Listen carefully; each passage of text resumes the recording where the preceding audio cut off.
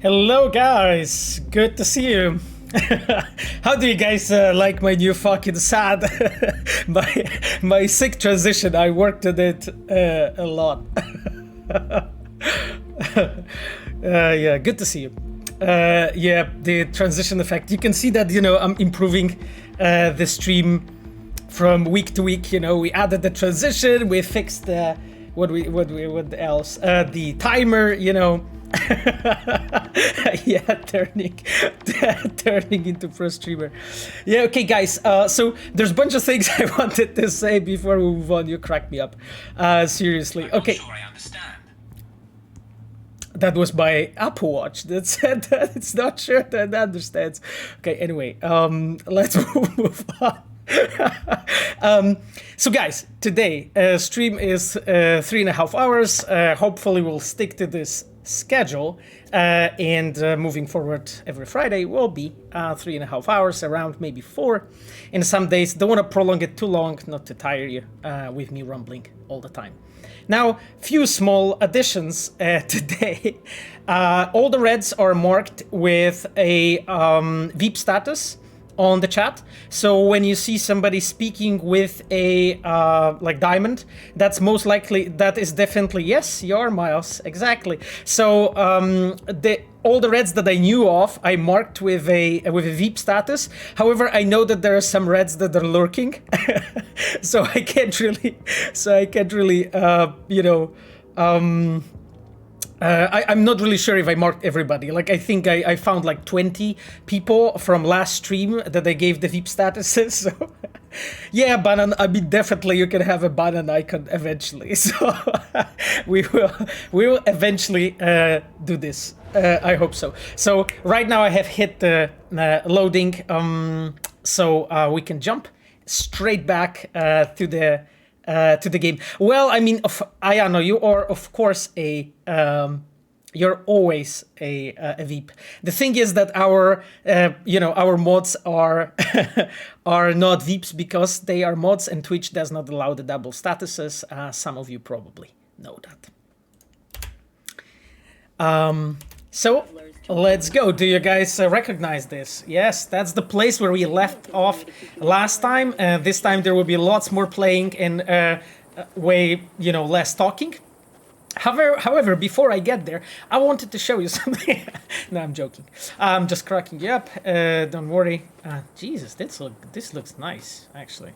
Okay, sorry. I'm just like finding out some things that I didn't see myself in the game. By the way, please drink.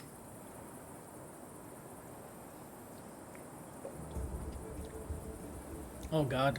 A question. Hello Pavel, I'm an indie dev and I was wondering how many main principles are there when designing games. God damn it, man, to be honest, or girl, sorry if I got you wrong. To be honest, I really a mug is a Witcher mug, yes.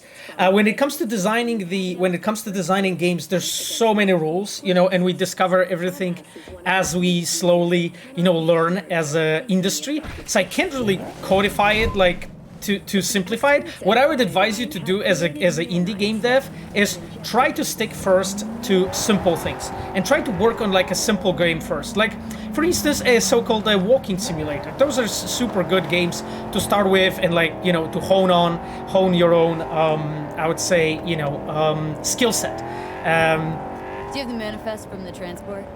Of course I do. But the fixer didn't give you the job deeds? He did. I was just making sure. So you can see here we're playing out professionals, ain't we? with V being like a bit unsure. Yeah, right. We ain't lost, are we?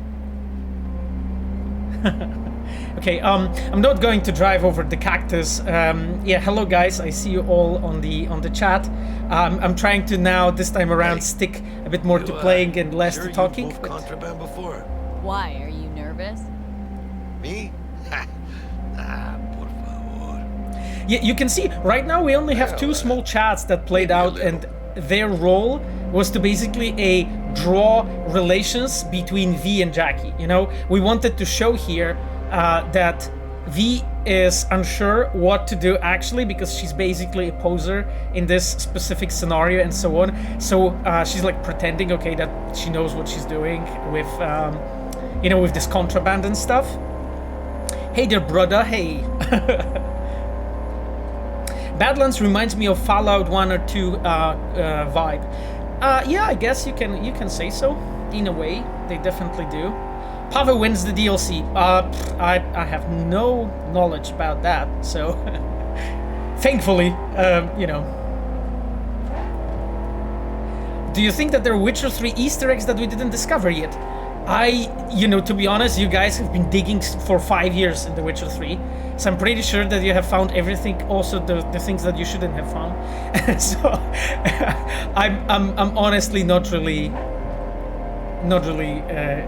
sure if there's anything left. I mean, there's a ton of like small details that I see like people finding from time to time and so on, because not everybody's knowledge is equal in a way. So yeah, I just love this scenery, you know.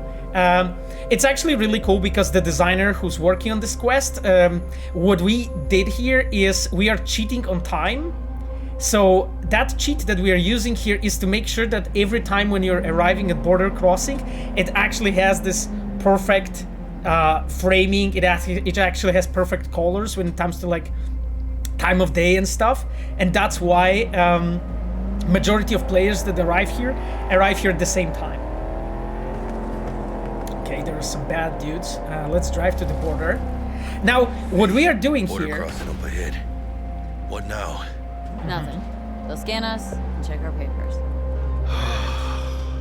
Okay. I'll do the talking. Yeah.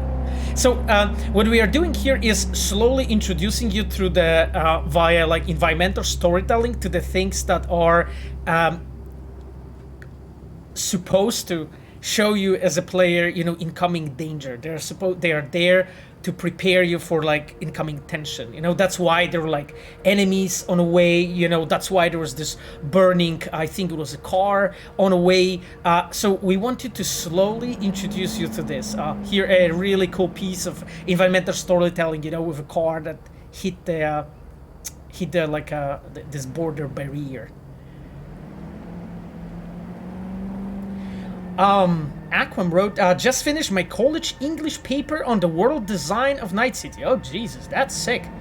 That's perfect. That sounds awesome. You know, I'll tell you something. So I have masters in psychology in journalism, and my masters on journalism was about games, actually. And I was writing about idiolect of the characters in The Witcher 1. So that was actually my master paper. So congrats, you know, for writing your master paper.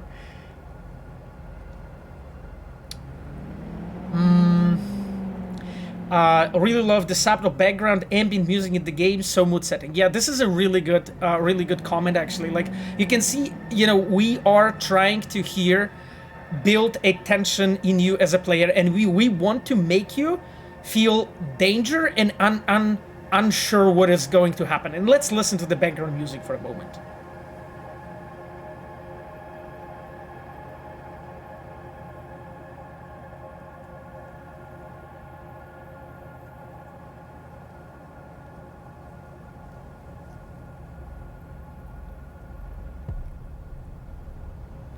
Right? This music is there to just like slowly show you as a player that okay, it is something is going to happen. It's supposed to make you feel, you know, unsure about what is about to happen in front of your eyes. Okay, let's go. So here we basically, as a designers, we are slowly funneling you through that crossing. You can see basically how the whole level design here is constructed. You know, we created this small funnel that is supposed to tell you and gently lead you towards this exact side, you know, so that as a player you will actually do what I'm doing right now.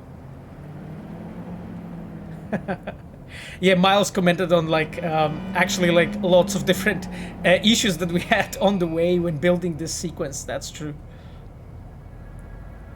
Please direct your vehicle to the inspection area. Now, that piece that was just in the front of us, it was there to just make sure that... Remain in your vehicle. The security check will begin shortly. Yeah. I got a real bad feeling about this. And then you can see like all the elements are here just built to give you this feeling of being unsure, you know, and so on. That scan that's going around and so on. Let me wait, Tom. Yeah, exactly. And you can see how Jackie's like nervous, you know, when he's moving his leg and so on. And the music, everything like comes together to just give you this feeling of tension, right? There's like lots of very small elements, right? Let me see. Nah, it's marked LOA. Perfect. What's that mean? Lost on arrival. Means the cargo was flagged as to be lost as soon as it crossed the border. Oh, so they know we're smuggling. Well, they're about to find out. Yeah, exactly. The owner of the vehicle in the inspection area will report for further questioning. Chingada madre. What now? Okay. Let's do the bribe. If we want the customs let's do officer the to turn a bribe blind then. eye to our dubious docs, we'll need a sweetener. Do you have the credit chip with the bribe? Oh, yeah. Forgot about that. Yeah. Okay, bro, give me that chip and let's go. Right. You forgot. Okay. Question is, does the quest designers direct the scenes too? Well, direction of the scenes is a primary work of our cinematic team. However, we do cooperate together on that to just like make sure that the scenes are well prepared and like well positioned inside the quest to just make sure everything works correctly. And for instance, like in the minor quests, the scenes Without undue delay. have been set up by quest team. So in a way, quest designers work on the scenes, but primarily this is a work of cinematic team.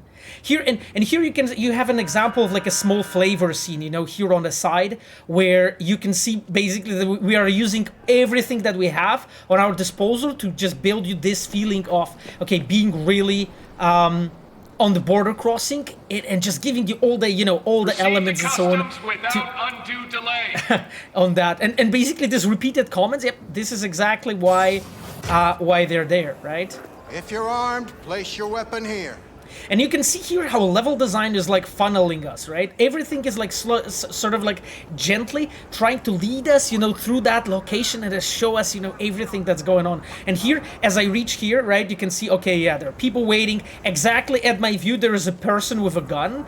Why? Because we want to like show that we are at the border crossing and this is a place, that we're actually smuggling something. And this is a really cool piece of actually environmental storytelling. Look at this broken monitor, right? Like, what it actually tells you. Well, there was probably a shootout happening here before, right? And here, you can have a broken glass. And here, what those are bullet marks, right? And they're going across here. So what happened most likely? Well, somebody that came over most likely gave a series of bullets like shot across that wall, and then somebody standing here, most likely this dude, shot back, right? And there was you can see here when this dude is standing, there are actually bullet holes on that side. And this is a way how you can actually use the storytelling, environmental storytelling, to just tell additional story without actually just using dialogues to tell that story. So question is, so quest designers are telling the cinematic designers what they want to achieve, which feeling, and cinematic designers are creating this with a bit of your help, right? Pretty much yes. However, it's not that we are telling cinematic designers, we are cooperating together to make this the best possible experience, and cinematic designers are working with us together to give it the best feel. So like when it comes to direction of the scenes, I would say the cinematic designer is the one that dictates what happens. We are making sure as a quest designers that the whole storytelling and the whole everything that is in the game is like concise and is still telling the story about that whole piece of that quest and is a part of a longer narrative. That's basically our part. So you can say we are very much cooperating. However, each team has their own duties, I would say. Oh god, can I tell something about creation of Hearts of Stone? This expansion Okay, introduced dummy, and put described that very away. impactful characters.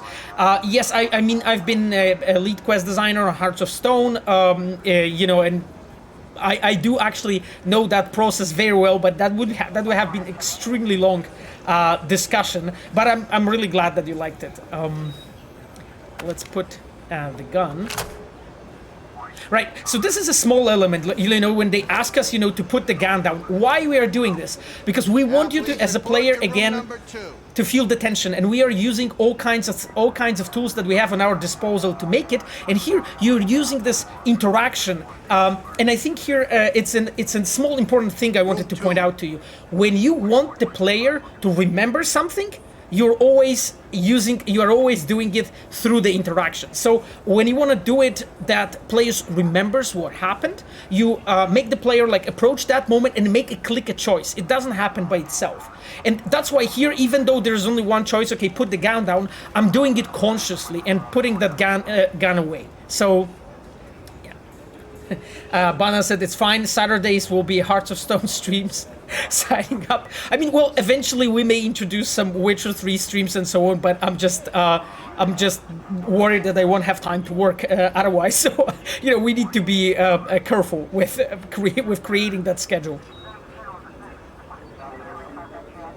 By the time he's done with Cyberpunk, there will be DLCs out. I mean, well, you know, Cyberpunk's kind of a long game. And there's lots of topics to talk about. Hey, bro. What's up, Chew? You want some? What's up, Chum? You want some? Okay. Well, let's go. I just want to check if there's like any interesting pieces. Well, okay. You guys probably know what I wanted to say right here. So we already discussed this, right? Look at this. Look at this small piece here. A piece of environmental storytelling again. There's a blood that has been spilled here, and then there's like a drag marks, right? So what do you think that happened here? Probably nothing good, right? Really love the Blade Runner Easter egg. My favorite film. I'm glad you liked it. I'm glad you liked it. That's great. There was one of our quest designers and environmental artists, Philip and Kuba, worked together on creation of this. They didn't pay the cleaning lady. Yeah, well, I mean, it seems they do not have the cleaning lady, to be completely honest with you. Please sit. Right, so I just wanted to mention this, like, look how everything is structured, right? And this is primarily like work of, you know, of quest and cinematic designers working together with level design team, when we together try to like discuss and make sure that we are like funneling the player and leading the player as gently and but also in as natural way as possible through the location. And let's sit down. Papers. Okay.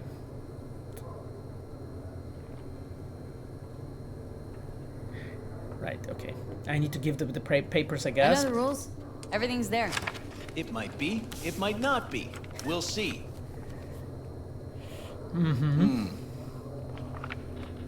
What are you transporting? It's all in there. Right, okay. And you can see how Everything? deliberate he is with every action he takes. Like, he has changed his pose, right? He took a smoke, you know. He is like taking like a stronger pose, so all took you the have hands for me? out of the table, right? And is just trying to, you know, like show us how he's basically trying to be threatening in that situation. Question is their first run? I mean, I guess the question is if it's my first run of Cyberpunk. Well, no, I mean, I played the game for 5 years, so. Question, is it becoming a new garage? No, it's not becoming a new garage. There's one additional enclosure to the manifest. And you can see what he does here, right? It's just like such a cool Yes. element, you know? You drive for which Nomad clan? And then, you know, he moves that, you know, to cover the... And here it's an interesting thing, right? Because we have started a life path of a Nomad, and here we are, as a designers, we're gently reminding the player who he is, what kind of character, what kind of... Okay. life path he's playing. And those are actually, those reminders that he's using right now are set to just build attention and make sure that, I okay, don't think that's any I cannot concern, spend too viewer. much time here. Is that what you believe? You know, whenever I see someone like you, I'm oh so grateful not to be on that side of the table. The feeling's mutual. Go on now. Your associate's waiting for you in the car. So there was a question, there was also somebody really cleverly pointing out to the lighting in that scene, and I wanted to point it out because this of is my something sight that's not before I very often change my talked about mind. when it comes to the storytelling in games. Look at this. The light is very much at the top. Do you remember, do you get the reference here? We are here as an artist, as a designers, referencing here all kinds of like detective stories and things that, you know, situations that are like a typical of a noir story. When you arrive at the place and there's a detective with a lamp who points it out at your face and like interrogates you. That's kind of this, you know? It's like there's this really strong lamp above the table, but in the same time, the lamp is positioned in a way to put the guy that is that I'm talking to in a shade. That basically makes him look a bit more threatening because he is in the shadow, and that really before I change my mind. That works well. And also look at the character, you know, the way how the character's built. Like look at his eyes, right? He has this augmented cyberware eyes, you know, some kind of a form of Kiroshi or some other. Time you left. Cyberware, okay. It's time I left, okay, clearly. But that's the thing, is like, eyes of the characters are incredibly important. So here we are focusing you as a player on that element, and just, because he is more threatening, right? If you will remove the eyes from the characters and like replace them with like a bit more inhumane looking eyes and so on, you will actually see how the reception of that character changes. And this is super interesting. Don't forget actually. to take your personal items. Oh yeah. It's an interesting reminder, actually, you know, to get the gun. The thing is that, you know, do you remember, guys, Witcher 2, Be the careful moment? with that toy. Yeah. And welcome to Night City. Thanks, bro. Be careful with that toy. Do you guys remember the wind up moment when here you were in leaving this the city? Loredo's estate in Witcher 2? There's up, this Joe? chest when you Want normally some? leave your sword at. We had so many situations when players were like forgetting their wind up here weapons in in this Witcher city? 2. So because of that, there's just constant, like, lots of different reminders introduced for the player. Okay, get up, that Joe? sword from Want some? that chest. So yeah, this is exactly thing. Those little shits imagine Night City as some kind of paradise. Another good question. Do you think Black Mirror might be a good inspiration for Cyberpunk? I think so. I mean, you know, the Cyberpunk in our interpretation has this very strong retro tone, you know? For instance, that's why everything is like bulky, big, and kind of ugly, and there's lots of cables, and so on, wherever you look. While, for instance, in Black Mirror, in a lot of the episodes, you really didn't have that. They went a bit more towards, I would call it a sci-fi side of the world. What happened in there? Yeah, it's really this like little detail was really cool because you saw like Jackie actually you saw like Jackie actually you know standing here by the open door, and you can see, okay, he was actually kind of nervous about what we are actually doing there for so long. I mean, we took some time to just discuss stuff, so that's a separate separate topic. Okay. Question: have I seen Ghost in the Shell? I mean, oh yeah. I mean, absolutely. okay. Absolutely. I think Ghost in the Shell is way closer when it comes to the inspirations for Cyberpunk than Black Mirror. But of course, you know, all of them are sort of in a vicinity of what our game is. You gonna tell me what happened back there? Yeah.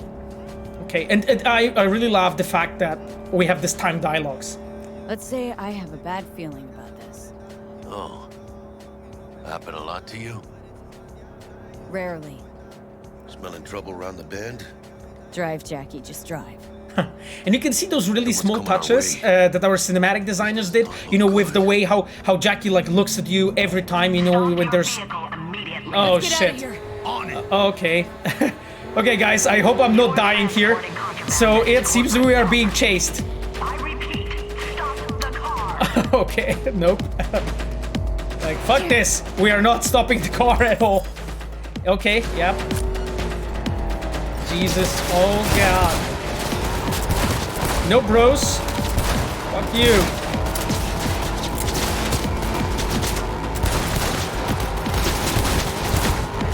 God damn it. Fucking hell.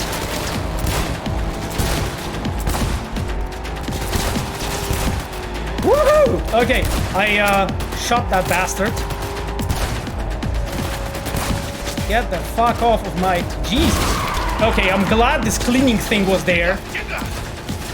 Actually, designing and implementing this kind of a chase sequence is a completely different, like, pair of, completely different, like, task than actually, you know, designing a quest or designing an encounter and so on. Anyway, it's been actually a pretty fun challenge, you know, for us as a team. Whew. Okay. The hell? And you know, you can see also how the music changed. Woo! Gotta keep moving. Jesus Christ. Okay. Jackie, please, we need to lose them. Nope, nope, no, no, no, no, I'm not dying here. I'm not dying here. Watch it!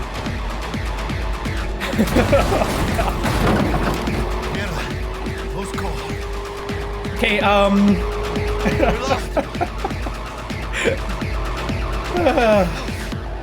sure my nerves can handle this. Keep driving. We can't stop here. Sure. I mean, I got worried, you know. Place looks deserted. Like, just for the record, guys, I'm pretty sure that you're so much better in playing this game than me, you know? Because when you work in the game... Yeah, this is so awesome. And you saw like how They almost tagged our asses. how That what you call smuggling? fast transition Gobble. there's been. Supposed to go smooth. No problems. Yeah, and you can see, you know, how irritated Jackie is, like he's kicking stuff out and so on. You know, this basically has a its role is to just fade out slowly, you know, the emotions of the scene and so on, and basically calm you down, also on like a physiological level as a player. If you think this is my fault, at least have the balls to say so. Yeah. I don't know yet. Is it? Border security. And you can took see, off like, preparation. our We cinematic have team, they their paid cargo. attention What's to, the like, deal with okay, these what is the borders? emotional Ripping us state of the fingers, character, they right? fucking Please. With no consequence. And he's just moving around, you know, waving his hands. Assumed we didn't He's have a doing plan things that backing Jackie us. normally haven't been doing, right? Before. And you can see that there's something that actually impacted him on a deeper So what level. now? Right? And then he kind of, you know, blown steam off, you know, calm down, lean against the door, and then, you know, he's Hello? asking, okay, what now? We've crossed the border. Now you pay me, and we go our separate ways. I ain't gonna lie. I'm a bit light. Can't pay you now. I have something for you once I collect my scrap for this corpo crap we're carrying. Oh, and you just figured I would sit by patiently? Actually, I wasn't gonna pay you at all. Just gonna bust ass and disappear as soon as we crossed over, but... You can see that he has a You're hidden all right. agenda. This is another like a really neat element I wanted to mention to you. The thing is that our characters in our games, and I think you know, it was also very important in The Witcher Gonna be 2. long? I think even more important in Cyberpunk. They have secrets. And the thing is, this is not very common in games. Like, very often when you like have a character, it's like, yeah, that character is like betraying you at some point. But those are always situations when like character backstabs you or something. But what we are trying to do, we are trying to make it more in a human level. And that thing is, at the moment when you actually, as a player, you have this you have this feeling of, he has actually smaller secrets. It's not only like he's gonna backstab me and like betray me and so on. I don't know. You guys remember probably all like a shock in Baldur's Gate 2 when you get betrayed. I don't want to spoil everything, but the game's kind of old already. So you know what I mean. Like first time when that happened to me in Baldur's Gate 2, I was like mind blown. I was like, what the fuck? Like how dare they do this to me? Because I invested in the character so much. But in our games, we do it slightly differently. We also allow the characters to have smaller secrets.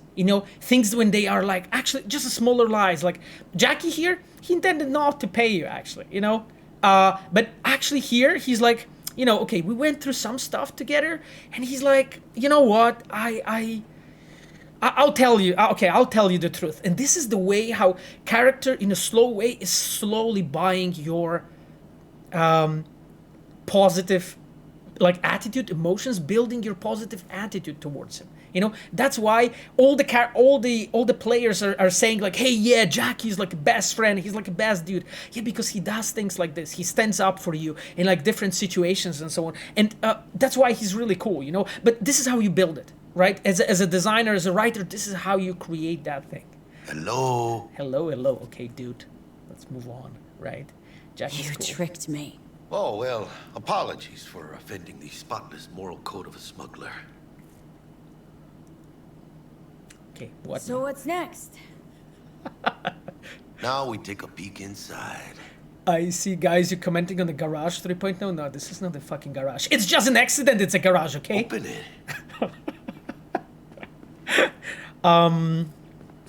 Yeah. Okay. So just a small thing. Look how he's actually funneling us, right? Towards by his pose, by everything he's doing. He's just like funneling us. Like, okay, just let's do it. Okay, cryo case and Jackie shouldn't touch the I merchandise. don't know if your client's Gonna gonna be be happy long? getting an open package. Usually means trouble. Fuck the client. You gotta start working for yourself sometime. No commission, no middleman. And I need to know what I'm selling if I'm gonna try to find a new buyer. Okay, let's open this and let's see what's inside. Oh shit. Yeah. Says Arasaka on the crate. We are robbing some heavy hitters. And maybe we'll make some heavy money. just the attitude, Jackie's attitude is so appealing. Real iguana. A lesser Antillean, I think. Okay, guys. So I need to point out something really important here. Imagine how we were. What we were like last time on the stream. I was telling you something that we call an interpretation hypothesis. What actually you felt as a player is inside that case? Did you thought it's gonna be an iguana that we are smuggling? I don't think so, right? I don't think so that you felt that we are actually smuggling iguana. Now, why we're actually smuggling iguana? Because we want to do multiple things as a designers using this. First thing is, it's a twist, right? And you're surprised as a player, like, what the hell, an iguana? It picks up your interest. Second thing is, in Cyberpunk world, animals are actually dead, right? So animals, especially such a rare animal as iguanas, this is something, like, this is a big deal, right? And it also like makes you wonder, like, wait, okay, so in this world, nomads are being hired to like, take a car, a contraband through the border and so on. So this is a really cool thing. Okay, let's poke the iguana. Let's see what happens. Think you can make some money on it? Feels asleep. Sure. Think it'll make us happy. Us? Yeah, partner. We'll go halfsies. And Any decent fixer will find a loaded gonk interested in a rare gem like this. yeah, exactly. And here you can see, It's like, kind of a shame, though. that he's changed his I always mind. wanted a pet. He's actually thinking to go Got the half and name half with Manny us, all right? thought out. Hey, by the way, you got any plans for what you'll be doing in Night City? Okay. Why do you ask? Because I got this feeling you got a lot of time and nothing to spend it on. And Just then make the see high-speed shit. ain't a city that lets you get by without buddies. But don't you worry. Let me help you find digs. You gotta live somewhere. It's important to have people you can turn to. You know, like family. Maybe you'll find your own down in Night City. Yeah, there's a comment that I thought you guys are gonna pull up a Pulp Fiction on us with that case. that's a nice comment. Yeah, I hope that everybody here saw Hello? the Pulp Fiction. Okay, Okay, well, Thanks, anyway. much appreciated. Hey, come on. It's nothing. We got chemistry, you and me.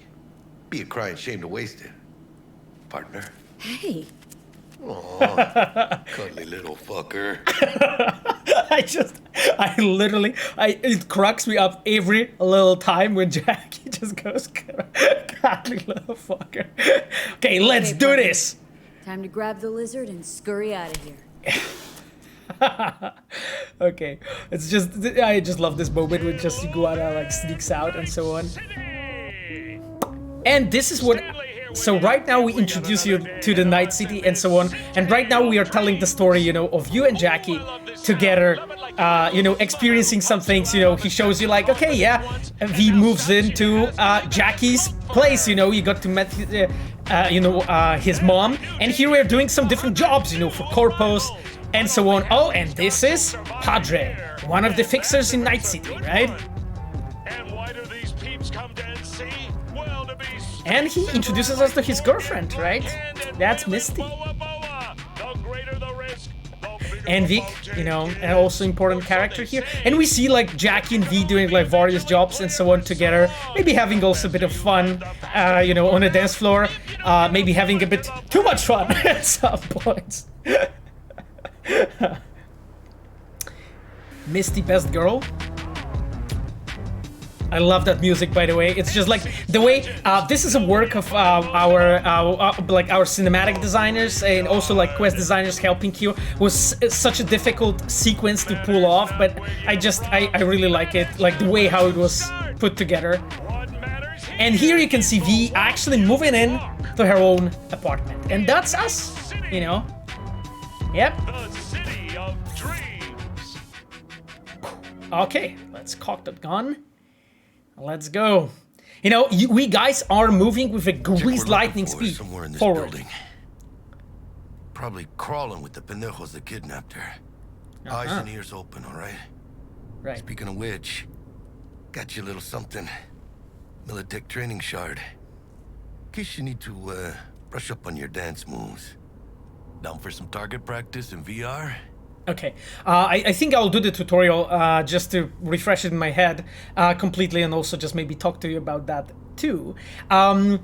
There's Jesus. There's so many questions, guys. I'm just trying to at least answer like some of the most important questions. What I wanted to talk to you about, yeah, what Michał pointed out right now, Michał Brzeźniak, who's in the chat with a diamond. You can see him there. That is true. It's all rendered in real time, which is crazy. Exactly. Hold that montage that you've been seeing is actually rendered in real time, which was difficult to pull off, to just make sure to make it like that fluent and make all those cuts in interesting way. And you can see here it's a storytelling technique that we have used that you can they have different names. You can call them jump cuts. So this is the situations when you're like showing like a snapshot, you know, of a situation, and then you cut to something else to just show, you know, the time passing. In Witcher 3 and Witcher 2 even, and both expansions to Witcher 3, we've been using actually, you know, a jump cuts quite a bit, and then you have this, you know, a trick which we call a time, I of course forgot the name of it just now. A time lapse. Yes, that's the name of it. That's a time lapse. So the moment when basically the name appeared, like, you know, Japantown, you know, something half a year later. That's the moment when we are trying to tell you as a player, hey, realize that half a year passed. You know, so much happened. And right now, probably the relationships of you and Jackie changed a bit. You know, some stuff happened, you know, and so on. But we want to make sure that you're back in the saddle as a player, you understand what's going on. Okay, let's do the small war up. Why the hell not? Let's see. Oh, and you notice that the club scene is shot at Atlantis. That's correct. That's very well spotted. Begin with basic combat training. This session will be recorded for subsequent evaluation. So you can see here, like, again, there was just a very fluid transition. Like, suddenly I'm just right away from the car here inside completely different location. It was also kind of difficult to pull off, and it took us quite a bit of work, but I'm really happy with the result. Also, like, concentrate on the music for a moment. you can hear this deep drone, you know, going on there, because we want to show you, as a player, we want to show you like a bit more like unreal, like cybernetic kind of a reality of that place that we are at right now, you know, doing that training. Okay, let's talk to the sergeant.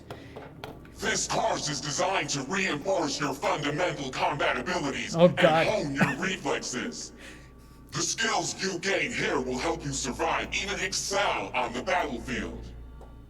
I will train you to be effective with firearms, to use stealth tactics to your advantage, and to hack into enemy networks. Because at Militech... Militech can't encrypt for shit.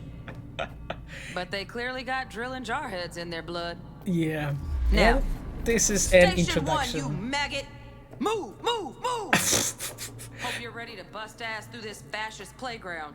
Yeah, right. Okay. So there was like few things that happened here that I wanted to mention to you. First, did you see the sergeant, you know, his pose when he was walking around, you know? He is built, you know, to look and give you the vibe of this like typical kind of like, you can call it cliche sergeant, you know, walking back and forth. Exactly, like full metal jacket vibes. Exactly. And then, I remember like our designer, Danish, had this idea, okay, what would happen if we would like suddenly make him speak a bit and then there's just a cut? And, you know, T-Bug walks in and she's like, okay, whatever, fuck it. You know, we are not going to listen to this dude. We are going to actually, do this training on our own rules. And in that way, we actually introduce in a really cool way another character that will be important for you. So, and you can see, you know, there's not much like talking and dialogue that happened, outside of me talking, of course, but there was not that much dialogue that happened, and still, it was kind of cool, right? That you know, like those characters were introduced, and we were always trying to just give you enough to like make that characters, you know, like feel meaty and very like centered, I would call it, right? Like even the sergeant, right? The sergeant was just a small cliche thing that we did, but we played with that and made it in a way that the sergeant disappeared and T-Bug walked in that place, right? Are you planning to play The Witcher 3 on streams? I'm planning to do it eventually, probably around next gen update. We'll see. I would love to. You know, there's so much to actually discuss in The Witcher. So let's start. And here you can see actually how we are using also UI to tell the story, which is really cool element too. Okay, pick up the weapon. Okay, let's get the gun. Right, you can see it. Even the appearance of the gun is like picked up. Okay, let's do this. Boom, boom. Yeah, I didn't think you'd find that too tough. What do you say we crank it up a notch? Okay, let's crank it up a notch. Okay. Woohoo! I'm so good, guys, in this game. Damn it! Not bad. Crushing it. But it's more realistic if the target's packing iron. Okay, let's get the... Quit standing around and take cover. Jesus. Okay. I guess we got what we're supposed to do. I feel that like playing this game actually now at the release is just like relearning some things, you know. Yeah, exactly. So we have picked up our first consumable. Okay, well, anyway, I just wanted to point out like something very tiny for you. So as you see, you know, when we were constructing this tutorial, we have came up with an idea how to actually give you a narrative frame that we can basically spawn different things, like spawn objectives, spawn enemies, you know, give you like highlight things and so on. And because that's why we have decided to use the VR tutorial model. Because in that way it gives us like a cohesive narrative frame to introduce all those elements, right? There's like new, new characters appearing, you know, guns appearing and so on, T-Bugs commanding stuff. Everything is actually justified well, and the world feels believable because we have placed it all in the VR to just give you the feeling, okay, yeah, this is actually real. It actually works fine. Okay, let's use the consumable. Woo! Head to the training area when you're good to go. Okay, let's go. Enter the training area. Oh, look. Brought some chooms with him this time. Okay, lots of chooms. You know what to do, Lizzie. Let's get rid of the boys. Jesus Christ.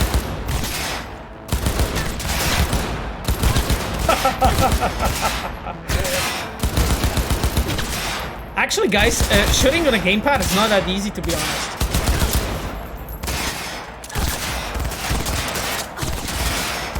I'm always like, when I'm shooting, I'm just enjoying just the Hey bro, what up? I'm just always like enjoying, you know, observing what's actually going on. You know, animations and behavior of characters and so on. Bro.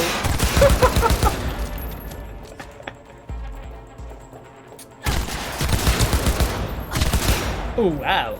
He has been badly wounded. Okay. Let's get rid of that, bro. Hello? Oh, Jesus.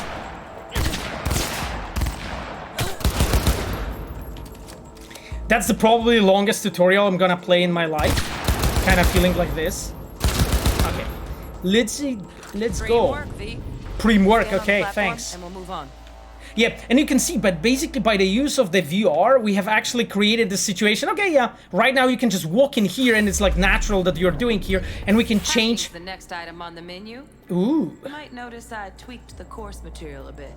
Okay. And you can see, because we are using the VR and so on, we can actually easily introduce you to these new elements and so on. Hello, do you feel like there's a lack of quests involving big corporation inquires, or we shouldn't be involved in that kind of stuff? I mean, well, to be honest, like we have tried to like focus on V's story as much as we could, obviously. So because of that, you can have a feeling, you know, in a way that some things are that you know, like some things are treated maybe in a brief way, but we have tried to like give as much space for lots of different elements in the story, as much as we could. How to apply technological tools to combat situations. All right. Jesus, corpo speak can even make hacking sound boring. Yeah, and you can see, you know, like we're basically just you know, a little hack magic on the screen to distract the guard. Okay, let's distract the guard.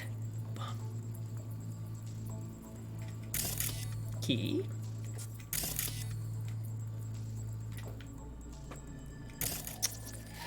So this is an interesting thing, you know, when we've been working on Cyberpunk, we tried to like find, you know, the best possible, you know, thing that would actually be like the best possible like frame that would work for us when it comes to you know, to hacking, to make it fun. And it took actually quite a big deal of iteration, you know. Why are you playing on controller instead of mouse and keyboard? Just because I kind of feel more comfortable. Like I primarily play on controller on PC. However, you know, I played Cyberpunk mostly on keyboard, so I'm kind of not used to everything here. So it's just, you know, I'm in a situation that I'm not really my habits are not really adjusted to Cyberpunk, because I normally play with you know, gamepad, but on Cyberpunk I mostly played keyboard, so it's just you know. But I think I'll adjust. The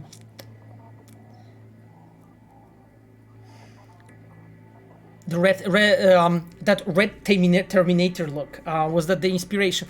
I don't really know, actually, to be completely honest with you. I haven't been you know, working. Okay.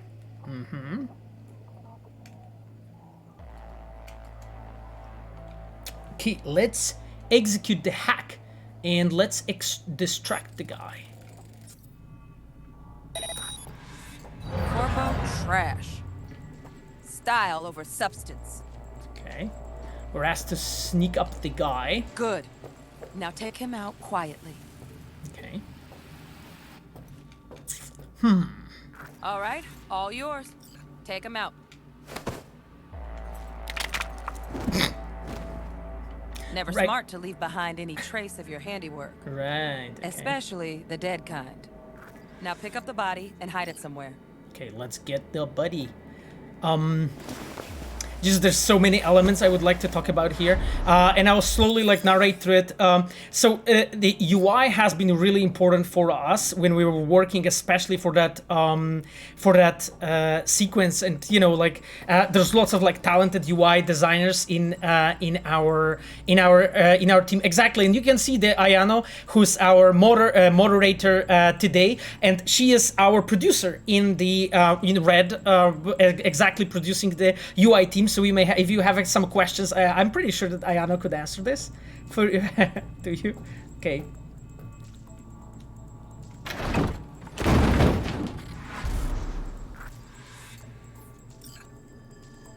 Okay. Now try to take him down in one slick move. Okay, let's take him down in one slick move. Oh, let's take out and hide the body.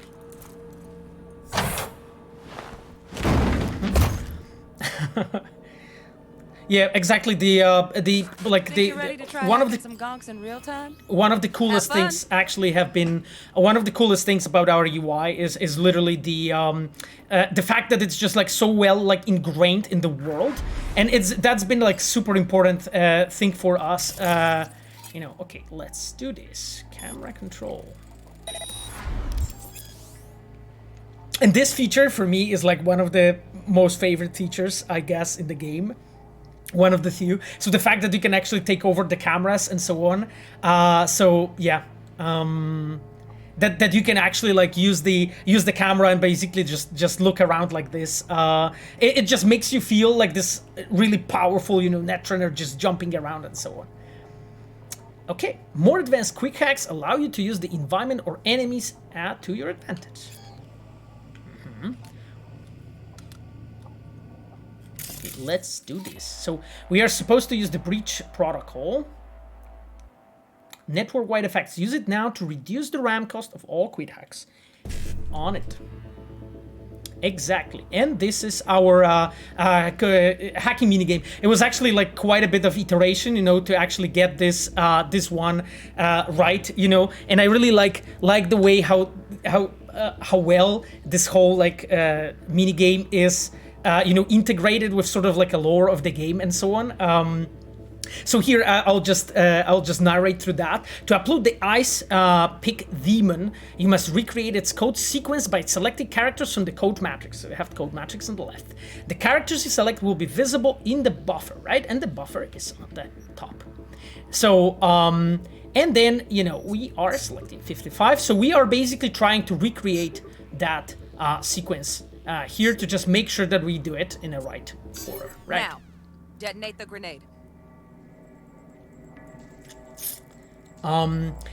Was there any reason we didn't see much established characters from 2020 beyond Johnny, Rogue, Black, and only got mentioned, and so on, Jackie and Claire? There was a bunch of reasons, actually. When we were like creating and working on a game, we didn't really want to like only took the characters from 2020. One of the reasons was because the characters in 2020 in 77, they were all like 70, 80 years old, right? So because of that decision, we would have to introduce a cast that was very, very old or kind of old. And at the same time, we wanted to provide the players with a good variety of characters.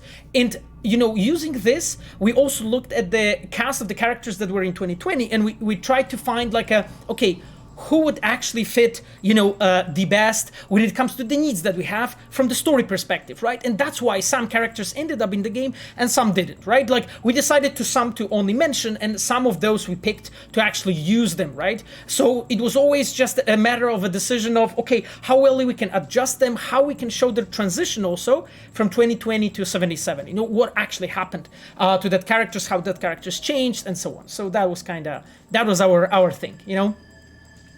Okay, so we are supposed to detonate a grenade right now.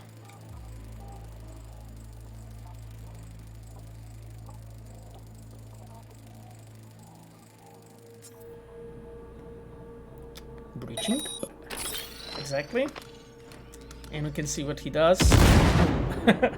It's one of the probably more satisfying things that you can do as a player. Shut your brain down and follow orders.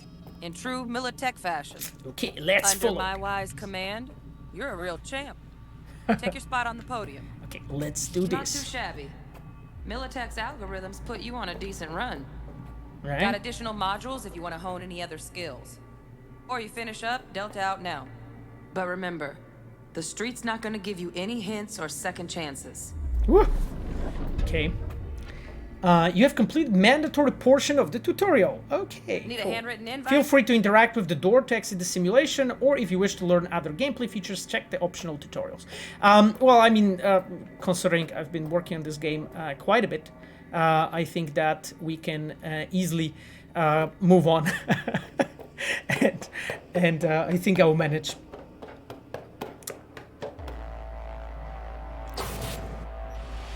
Is there anything or anyone more powerful than Arasaka in Night City? Well, I mean, we've been talking or showing a few other corporations like Milita, he's kind of strong, and there's always also a Night Corp that has a bit more, I would say, that has more of a shadow presence, I would call it, in the Night City. So it's there's like, I would say, few important players, and we also didn't have show all the cards yet, right?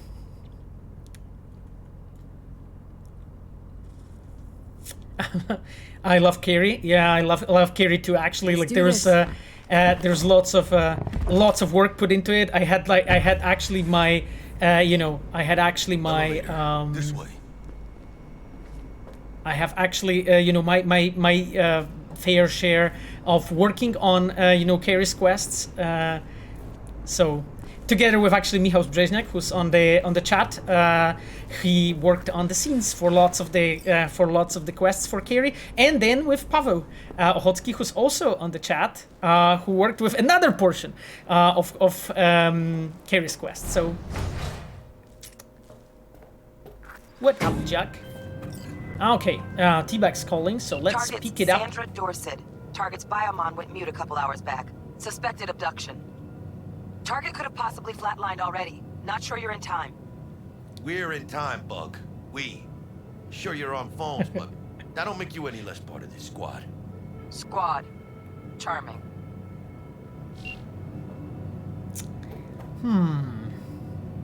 Bug. Could at least try to be nice. You want nice, supportive?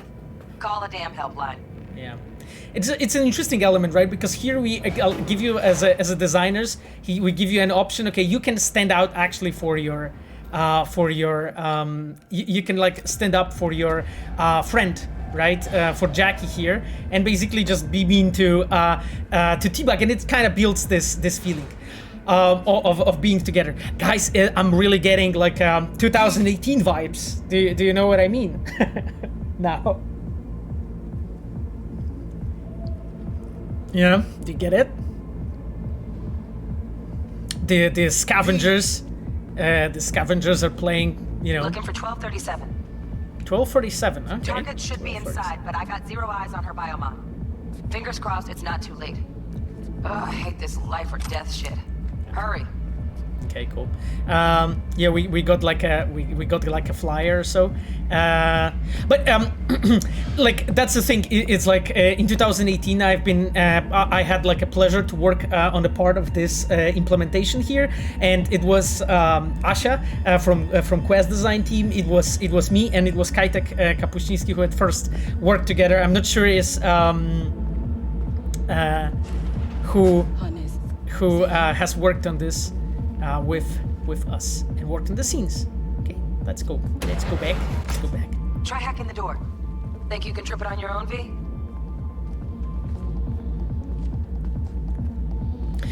Question: do you feel? Do you guys think the 2018 hacking was too limiting since it forced you to breach the network before you could hack? Unfortunately, I don't really know the answer for this question. I'm not really working on a gameplay on my own side, so I can't really tell you. I know there was definitely like more, how to say it, better people when it comes to the gameplay stuff than me that took that decision.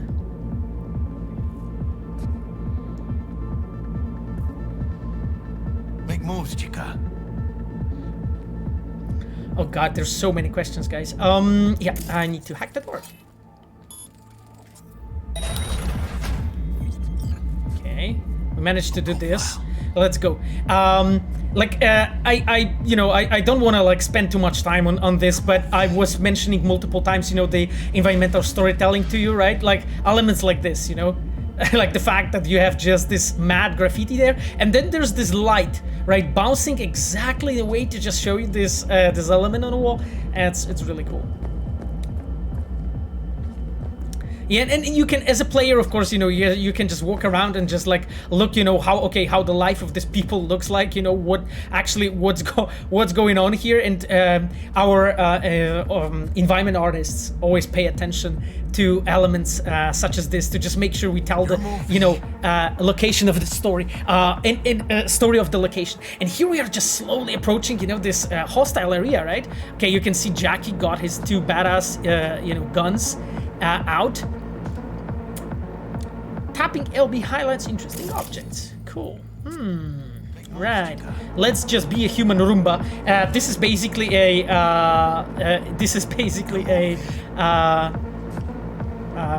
word that that Miles taught me, actually, in situation when you're like running around and just getting all the possible loot that there is. Miles used to call it a human Roomba. So it's always like cracks me up when that happens. Fucking late. Is that her? Is that our target, V? Okay, let's just check it out. I just want to peek at the computer though, because I just love those small storytelling elements. So we have here websites that we talked about last time. Fresh meat. Your favorite supplier to Gomp. Okay. We won't forget. So there is a conversation, and I wanted to point you out this because it's a small piece of interesting storytelling. So you can see a character here called Victor, and it's like we want you to feel like, Yeah, Sapphire commented on the chat. I feel called out, human Roomba. Yeah, exactly. So exactly, yep. And this is most likely Victor, right? And what from Victor to Blaze, he says, "You're fucked." If any of you lucky shows up here again, they're in far worse than a split jaw. That's not an empty threat. Try me, motherfuckers, right? And we know from the Victor's backstory, right, that he used to be a boxer, right? We won't forget you're a dead man walking, right? And you can see basically that there was some kind of a situation going on between Victor and Scavengers, when they were talking, most likely probably about buddies and like ripping off people's cyberware. So as you can see, like as designers, we are doing this consciously to like tie up like the story elements from what's in the world right now with what player sees and so on, to just give you this feeling of word being like concise and cohesive. And right now we are introducing the player in the thing that we call a focus clue. So here I have a clue. Sandra Dorsett's protected under Echelon 2 Corpo immunity. Our girl's top shelf. This one's packing black market Zeta Tech repros. Typical back alley fix-ups. Not our lucky gal. Let's keep looking. Yeah, and of course, because we are streaming, so we have the gore and so on turned off because of that. But normally you could like see, a bit more going on, what happened to this body and so on. And this is a part of a storytelling that we're doing, right? And you can see the blood and so on, and you can see how everything like comes together here, with all those elements here around and so on, all the devices. It's all. Its all purpose is to tell the story, right? To tell the story of that place, of that location, right? Big moves, chica. Thank you for playing. Yeah, that's from Mihao. Good evening, Pavel. Good evening. Great to see you with us. I recognize so many of you guys, by the way, by your nicknames. It's so awesome. V.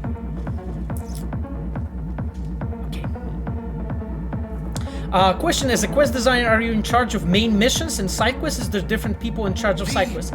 Basically, as a quest designers, we are in charge of a main quest, side quest, and minor quests. So everything that basically is a quest in your journal. However, there's another team, our like sister team, you can call them. They are called open world designers. Their objective is to create an open world content. So let's say gigs, and things in the city. So this is what I'm primarily focusing on, the quests basically. So everything that is a quest has been something that I've been in some way involved in. Okay, and you can see here that how we are building, the tension, right? The music in that whole location, because we want to start, your blood flowing and pumping, and it's really interesting actually. If you guys maybe follow some of the DJs and so on, you know that the music is actually trying to mimic in a way our heartbeat, right? And it's really cool because if closer the music is to the high heartbeat of the human, more synced you feel with it. And this is what we are kind of trying to do here in a sneaky way. We're trying to get you to the feeling of action, slowly, and build up this feeling of tension and so on. What does a quest designer do when he doesn't have a quest to design? Well, I mean, quest designer implements that quest. So after designing, we do implement.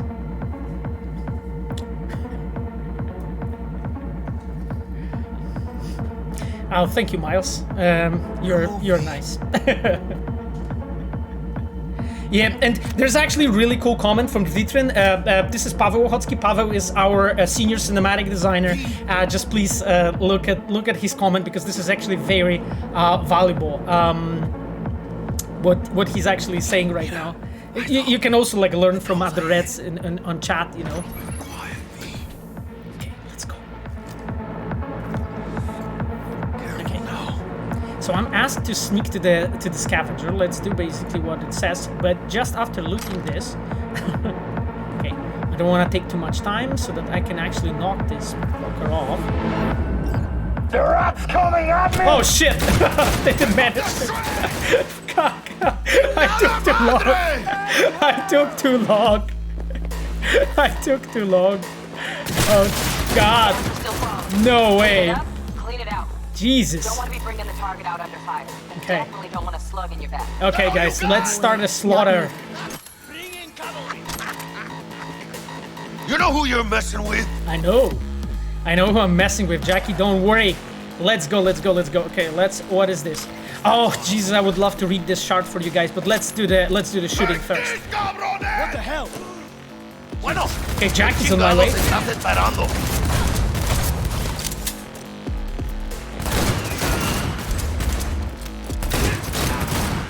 Woohoo! I hope I won't die die here, because that's just a normal thing that I'm doing here. Motherfuckers, I will talk a bit about the level design here in a moment as well. When we'll do a double stream with actually somebody from Red, like we have an idea with Miles to do it together. At some point, I would love him to talk more about like level design tricks here and so on, because there's so much we can learn from each other. And I just love when actually members of Red Team are really talking about what about their craft and so on. I'm a coward. I'm just hiding behind Jackie, I also like this addition, that we did at some point for scavengers, when the holo masks have been introduced, so that masks that actually appear on their faces to just like make them a bit more scary and also like to mark them visually on the location. And this is a very, I think, interesting, important element there. Fuck.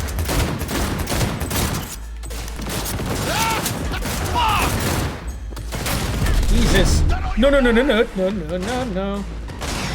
I take you. Fuck. We had options here. Fuck, you got eyes on this shithole? Anything. Rookie's in looks out on the balcony. Got a window on the left. Give me 2 steps to reach the lock. Okay, and here we are just showing you basically how we are doing a cooperation together between different characters, Jackie has his own role. You can see that, T-Bug's asking us, hey, give me a moment and so on, and then she does help, and showing us, how she can actually help and leading us through that location. That's why we get this optional objective, okay, how we can actually, make that happen. And here basically it's like something that we call a hero moment or a significant action. It's a very interesting element. I'll talk about it in a second. Where the hell's our target? Woohoo! Handguns. Gotta be there somewhere. Perfect. Okay, cool. Let's just let's loot some more stuff here. I actually skipped some loot, I think, on the way here. Let's move on. So, guys, regarding the hero action that you have just saw, like, when we are actually creating gameplay and thinking about elements like this, you saw that actually what Jackie did, he actually busted through this wall and went through it and, like, killed that guy, basically smacked him on a wall, to just, like, show you, you know, we are making sure that basically the companions, I would say, the people that are with you are useful. And we will consciously introduce elements like that to basically tell the story of that character, you know?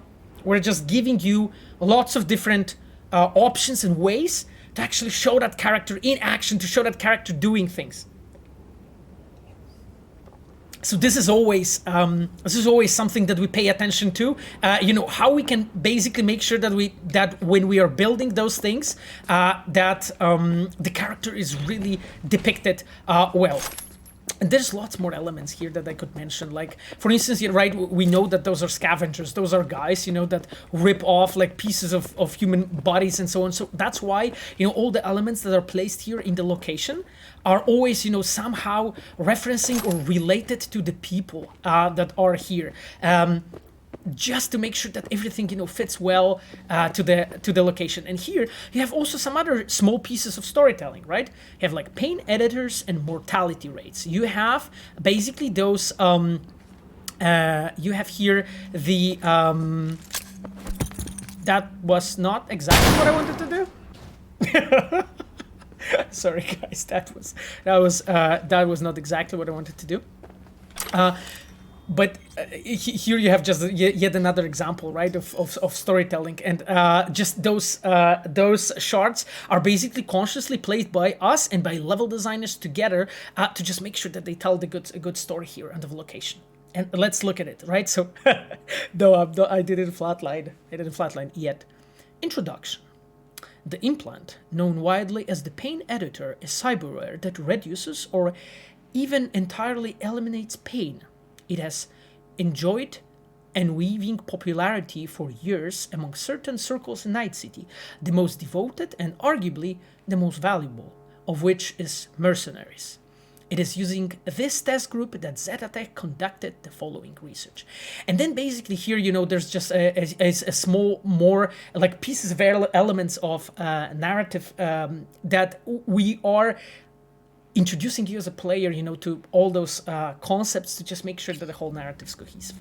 Now, let's jump to the computer and see what we have here. So, pay or your head will explode. Okay, this is not nice. Hey Chum, today is your unlucky day. You're probably wondering who I am. I'm a voodoo boy, probably heard of us. Remember last time you hit the net? Yeah, me too. I hack your coprocessor and install a little surprise for you. Now you do what I say or your head will goes boom. I think $1,000 is fair pay to keep your head. If you pay, I will uninstall the surprise. Yeah, of course you will. If not, I will blow up your head. But blow up the head of person you love the most first. And if you tell the NCPD, I'll blow up your head twice. You had today to pay, and I know you read this because I installed SpyCam with your optics. We read it together. This is not a negotiation, Chip, so do not reply. You pay and you will live. That's the thing, you know, like what we are trying to do as a designers, we are finding like a different, you know, interpretation of a way how, you know, how that kind of a scam email would look like in Night City. And you can see it's just drawing from like lots of different elements from the lore and so on to just keep it like, you know, just a bit more real, right? But in the same time, it's also a small humorous element. Miles wrote, I paid and I lived. This stuff is legit. Oh God.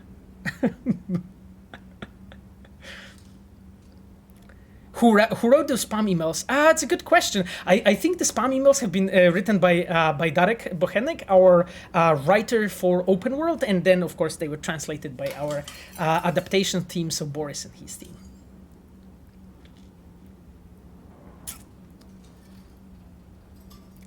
I had such a good role-time playing my character, trying to play a wholesome nomad who doesn't kill but does use force, but try to use more stealth, hacking, and conversation rather than blunt force, because that's what I think I do.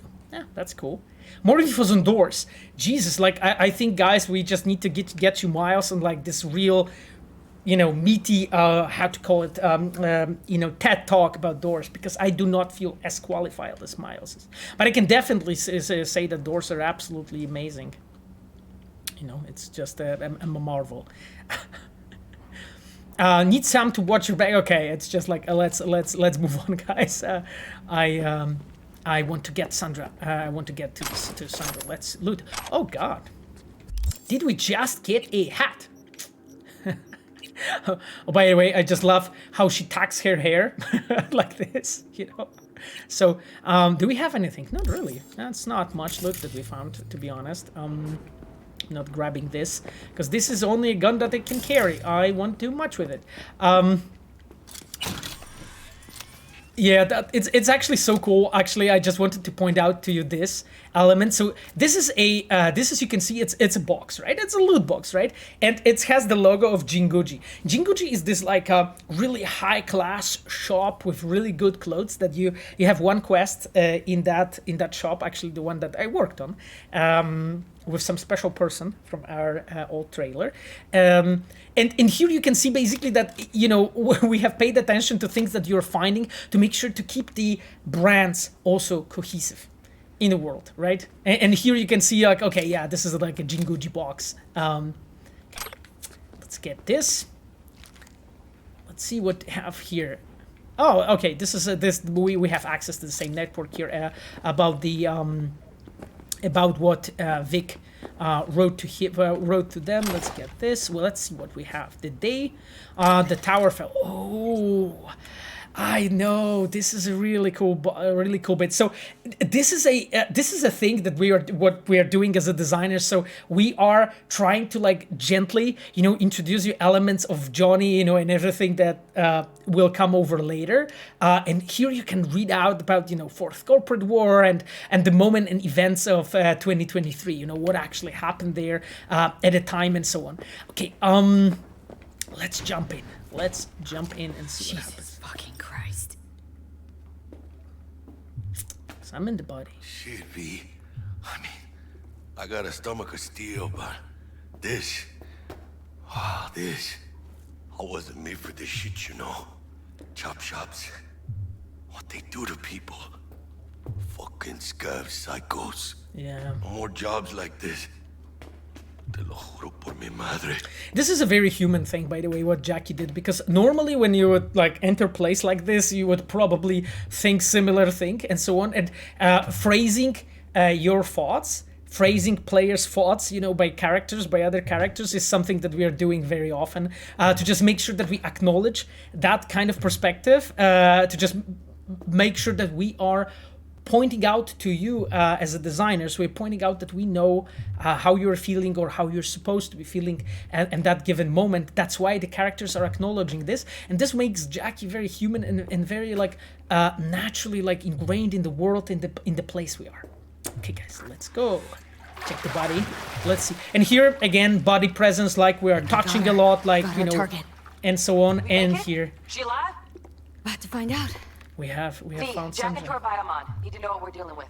Yeah, and I remember this scene took so much work, you know, before we actually learned, you know, how to actually build that scenes in first person really well. That's why, you know, that's why everything we have done, you know, all the demos and so on, and all the like prototypes here that we have built, they were like super important for us also as devs to learn, you know, because we've been learning throughout that whole process. I think, you know, Vitri and so Pavel pointed out in chat at some point that he learned so much when like working here on this demo. She's in a tub of ice, crammed in with another. Fuck. Like slabs of meat. Keep it together, V. If she survives, she won't remember a thing. Tiny scar on the subconscious, that's all. Heard people who live through shit like this get panic attacks without ever knowing why.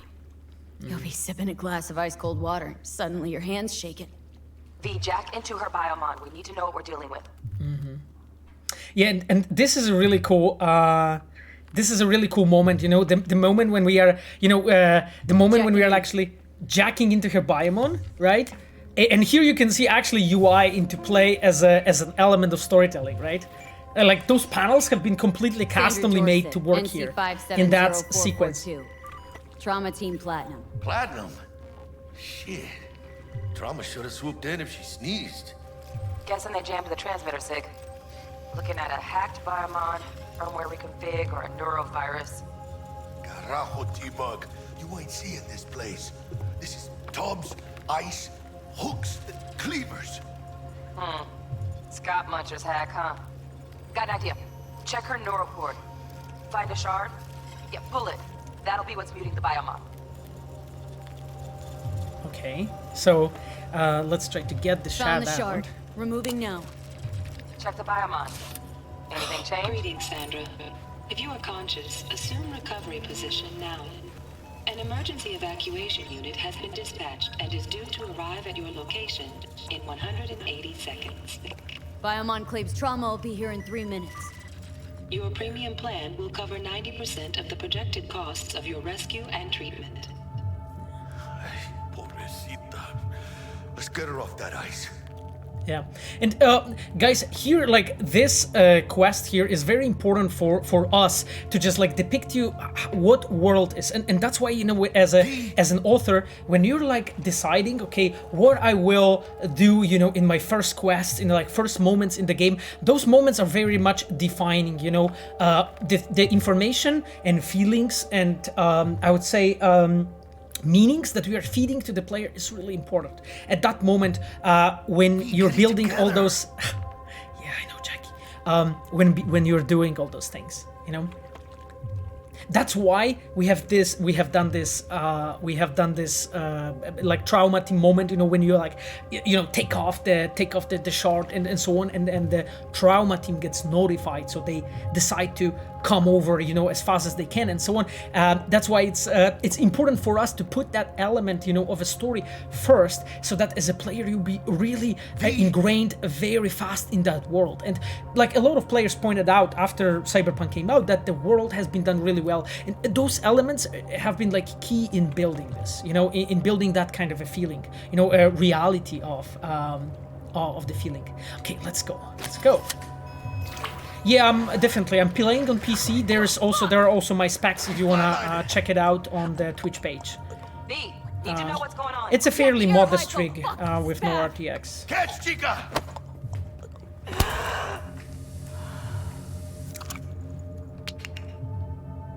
I think. Oh shit, it worked. Yeah. Fuera, chica. Get her outside. And here you can see, you know, like, it's important that, you know, even after air hypo, you can see the sign after that air hypo was like when she was hit at the chest, you know, and all her mimics and all her face, you know, reacting to that happen. Pavel, she's gonna die. No, she won't. We won't let that happen. Fuera, get her out. I'm taking care of her. By the way, there was a comment that the Trauma Team comic book is pretty good. I agree. Like I read it like recently. It's really kind of cool. I have to admit, it was really took me by surprise. I have to admit. Yeah, and here you can see that we have done even like a simulation of trash. So when they arrive, you know, to just give you the feeling, you know, that the trash is reacting and so on. Okay. Those badasses arrive. On the ground. Okay, let's go. Let's play nice. Yeah, Trauma Team is so cool. Yeah, I agree. We need Nadia from Trauma Team comic in the expansion. Well, I mean, you know, I'm not commenting expansion, that's first thing, and any DLC stuff. However, Nadia, do you think that Nadia survived the story in the comic book? Do you think she did? Yeah. And that's the thing, you know, you can see like you can see how this whole element, how this whole situation was structured to just like make you see it. Like as a player, you know, you will funneled into this. Okay, yeah, this was the way. Okay, I enter from here. You know, I see it like very clear when they're coming. You know, they were like marked. Here there were like lasers and everything to just like show it. You know how they act as trauma team and so on. Everything they do just make you feel, okay, those are really badasses. And also like a whole setup is done in a way for the player to really make it almost impossible to miss, which is really cool. Okay, let's go to the elevator. I'm just checking if there's any valuable any loot that I should like grab. Perfume. Oh, interesting. Okay. Listen, Chica, I got this thing. Mind if I borrow your wheels?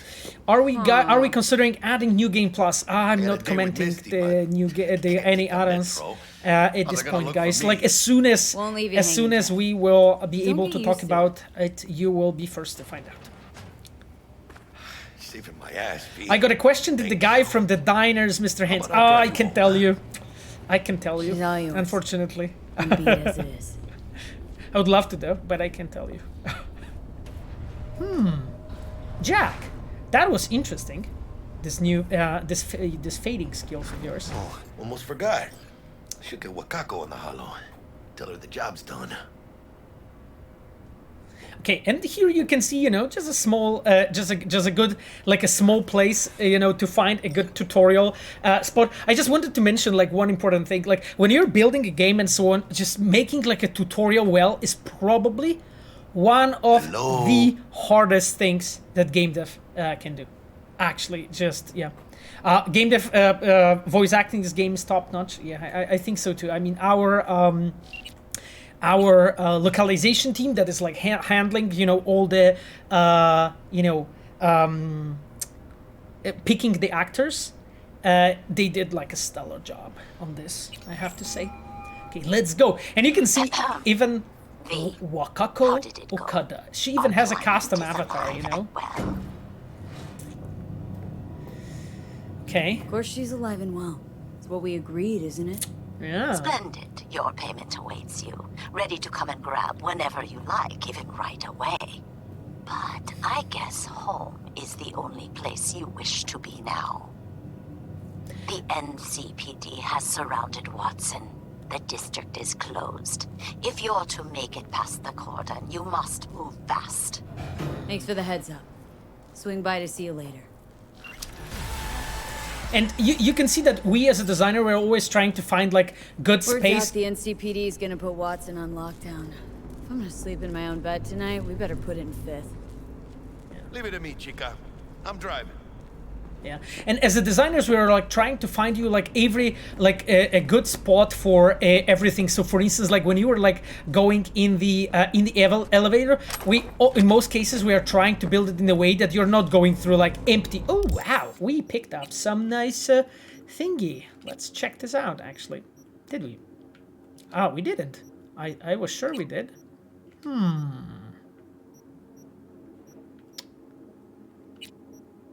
Ah, okay. But shortly after the first job with Jackie, you can see here. You can see that even like the items are used as a tool of storytelling. By the way, but yeah, I will stay with my in my T-shirt as the other one doesn't give us much more. But just a small comment here. Like when we were in the elevator, we have used that moment to just use it as a storytelling piece. You know.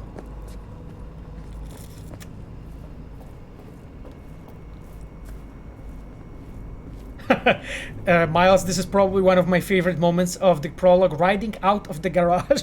Just Miles, you're cracking me up. Who comes up in the craziest ideas in my team? It's actually everybody has their fair share, to be honest. So do you guys recognize the music?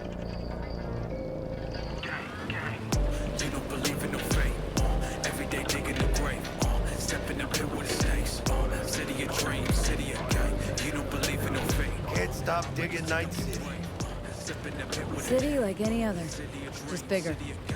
But you can see that we are using even music to tell the story, and here it's raining not because of the reason, not because of accident. We are doing this consciously as a designers to introduce you to the mood. You know, when you're driving here, we want Jackie to like narrate, you know, and the music to play. Starving. Let's grab a tight bite. What do you say? Jackie, you're locking down Watson, remember? Oh shit. Right. What is the box in the middle of the car interior? I think it's some kind of a sensor, I would say like a speed sensor, but I'm not sure, to be honest. We would have to ask that question to our... Oh god, the scavengers. Fucking hell. Drive, Jackie! Come on, Pete! Hey, keep her steady!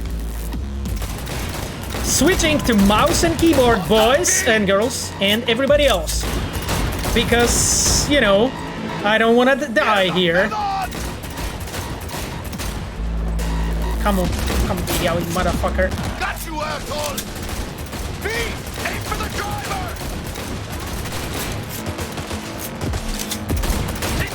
Woohoo! We shot the driver, yay! Scratched your baby up pretty bad. Sorry, It's okay. As a quest designers, does your team have still much work to the game? Well, I mean, we are working on the patches, as you all know. So, as a quest designers, this is a very important part of our work. We are making sure, because after designing the quests, we are implementing them as well, right? We're making sure that everything works well, together with, of course, you know, other departments. But this is, you know, like when you're playing, you know, and so on, the quests, they have been implemented by questing, right? We do not only design, we also implement. Like, that's a huge part of our work. And this scene is really awesome, you know, like, again, you can see how we are, like, funneling you. On lockdown to further notice. Necessary security measures. Officer, ma'am. Damn, are we ever lucky we ran into you. Really? What's it that makes me so special? Heart of gold? Because only somebody with a heart of gold can understand just how much I need to get back to my girl. Your girl? Uh-huh. I'm gonna be worried sick if I don't show. I mean, I'm trying to be a stand-up guy. Giving me a chance. Waiting. And this is a really cool element, a moment, you know, when you're seeing Jackie sticking to his character, and because of that, other character appreciates that sometimes, you know, you can solve things like this as a storyteller, you know. And we have used, you know, the fact that, okay, Watson's closed, how we are going to make it pass. And I think our writers have this idea, okay, let's do it like this, that really like, that Jackie will just sweet talk her, right? And at first we were like, okay, we are not sure if it's gonna work, but it did, you know? When am I not nice? Always. I'm always never not nice. Yeah, that's one of my favorite lines. I'm always never not nice.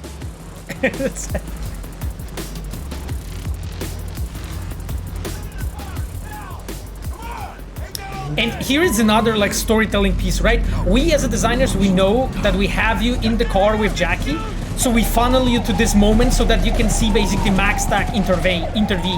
And this is a very important thing for us, to just make sure you understand the world, right? And they're like, you can see this badasses just going over them and like mowing this out, you know, completely.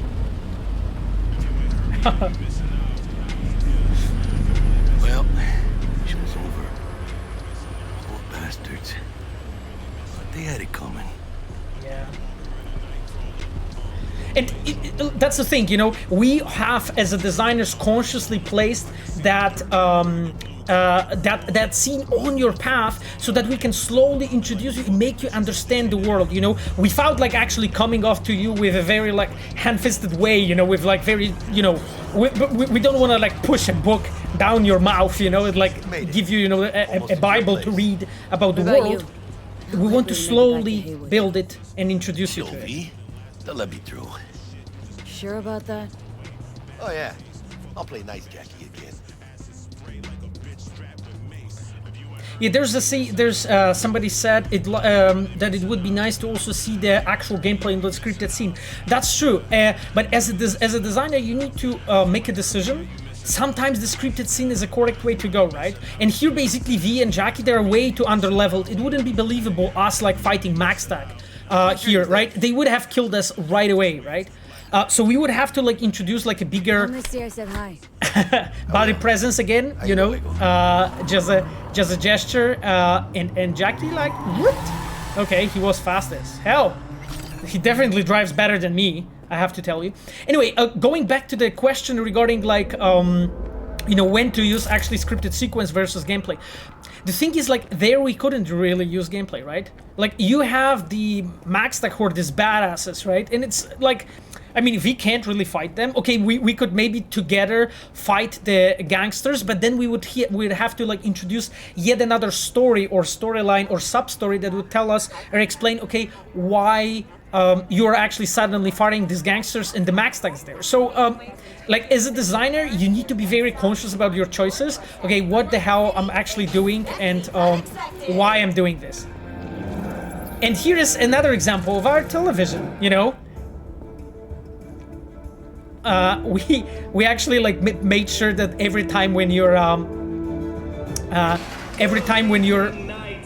in places like this, there's always content that you can watch.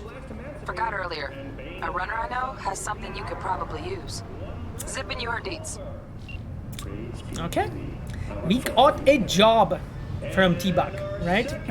So this is a one that to just like strengthen our netrunner abilities. But I wanted to show you this. So there's a bunch of things, right? You're like moving here in real time as a player in this elevator, and we are showing you the world, and we are using all the possible tricks in our sleeve to make it work. Banan wrote Krzysztof Ibisz. That's not Krzysztof Ibisz. Audience is up to speed. Karina, what is relic exactly? In a word, if you could. And this is a really interesting thing. This is the moment when we are actually talking to you about relic. Why are we doing this? Well, because it's important for the future, for what's coming, and you're going to find out as a player. Probably those of you who played the game already know what I'm referring to. They'll never leave your side. A companion forever with you in your own consciousness. Just Child, think for a moment about what you're saying.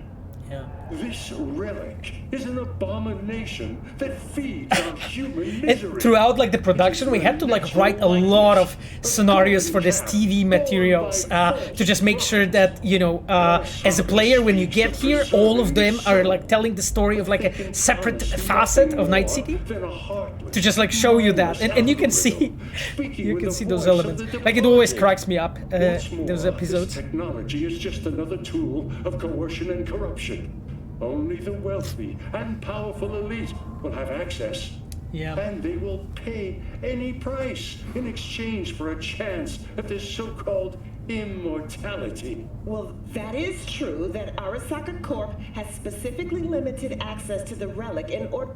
Your promise is a lie, an evil lie, motivated by greed and Now that is rich. Hey, excuse me? Do you agree with the priest or with the woman? I think it's an interesting dilemma, you know? Why, sounds an awful lot I don't think we have to answer it like right now. I mean, we as people living in 2021. But it's an interesting dilemma. Fees to a family in mourning. Maybe the Reverend is just afraid of some healthy competition, huh? Competition? You believe everything in this world can be counted, measured, rationalized. And wouldn't we be right? We can construct artificial brains, create new consciousness. But I ask you why? What does that give us? Are we as a people on this earth? Okay. Guys, let's go slowly home. There's lots more elements that we could talk about, but I don't want to bore you with too many of them. Hey, man. What do I do? Oh, I don't know what you do, but, you know, I hope you're good. Small important thing, again, our brands, you can see them everywhere, right? Like, we have used even vending machines to just make you as a player, you know, feel that those are, like, present everywhere. We just put the burrito, you know? Exactly. Anyway, that's our burrito. Oh, stupid gate's busted again. Third time. Yeah, and here you have a small scene showing that that the game's gates busted, so that as a player you're like sort of naturally you know, funneled towards your home, because we want you to go home so that we can like, you know, slowly introduce you to the place. And welcome in our home. Let's check the stash. Let's check the stash, guys. Okay.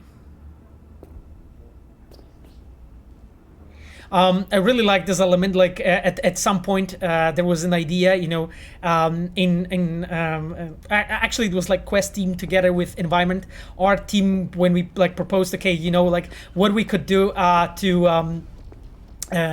to make it that, you know, you have this like badass wall that you can fill up, like, you know, different like weapons and so on, those like the most meaningful weapons that you have found and so on, to just give you the feeling, and to just give you the feeling of being this badass in Night City, you know. You know, I have a few cool things from, because I'm running the GOG version, of course, so I have those I have those elements here. Okay, let's go. Okay, let's go. I'll go to the inventory right now. Or maybe it's not that important right now. We'll dress up later. Let's go and have a sleep. Is there anything more that I could point you out to? Like, I mean, of course, you know, we wanted to make your apartment, to make you like, to make you feel good in the apartment, you know. That's why there's like a bunch of different things. Like, for instance, second conflict biker jacket, right? Things like this that are also, of course, part of the storytelling, but we wanted to make you like feel good in the apartment, right? So that, you know, when we'll be here, you will feel that you'll feel that this is really like your place and so on. I really like this jacket. Sorry, I went into shirts, not this. Yeah, the second conflict one. So do you guys recognize the second conflict? By the way, the people who played the already the game, and there were questions about Carrie, right? So the second conflict is one of the vinyls, right? That was played, that Carrie did, I think, in his solo career, and you can see this logo. It's like a really interesting one. It's a really interesting one, because like you can see it on Carrie's front, like a villa on his front gate, and also like there's a collection in his home. Guys, drink water too. By the way, without spilling it, I have another like really ancient cup. This is a Witcher 2 Assassins of Kings cup.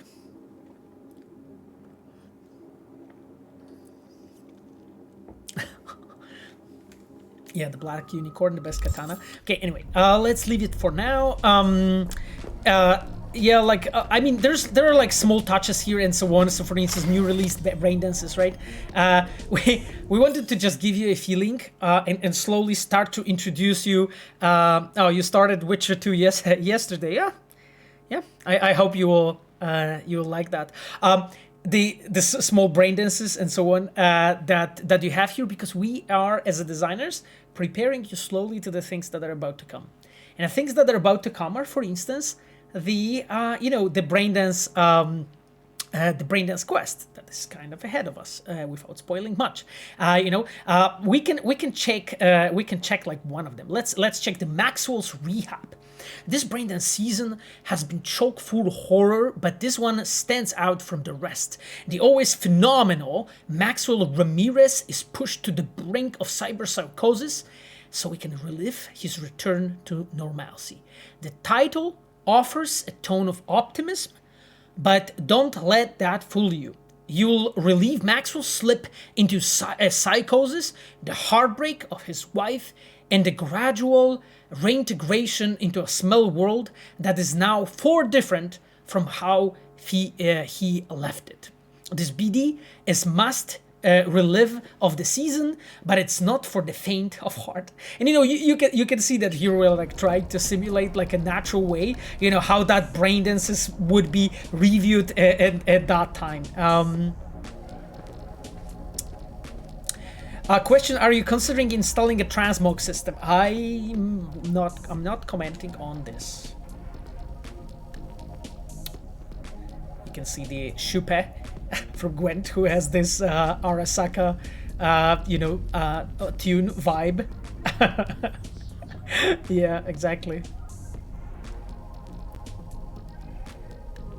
What was with this bug when V dashed to sleep before patch 1.2? Honestly, I'm not really sure. I don't even think it was a bug. To be completely honest with you, I think it was just an animation that we have used at the time, and that was it. we have tried to I would say adapt and answer the I would say confusion or like things that players were pointed out. That's why it was changed or fixed and updated and so on. But I'm not entirely sure there. I haven't been the one that was implementing it. And that's a call from Jackie. Whoa, V? Whoa. You get your beauty sleep? I got. No matter. Time you got up. I think I might have caught something when I jacked into that Corpo's biomon. I know, a neurovirus or... I need to see Vic. Let him tell me what's got my head reeling and my stomach churning. Okay, let me take you. I brought you a ride. Throw on some threads, meet me downstairs. Yeah, and here you can see that if you look closely, you'll see how neatly this whole structure is created, because as a designers we thought, okay, because you're connecting to Sandra with your personal link, that makes you as a player infected with this neurovision malware. That makes your whole OS, your operating system, malfunction, and because of that you have to visit the dock, and this is really cool, small element, like a way for us to connect it, This is WNS News. Yeah. Anyway, you guys probably know that you can sit down and watch TV here and so on, but probably we won't do it.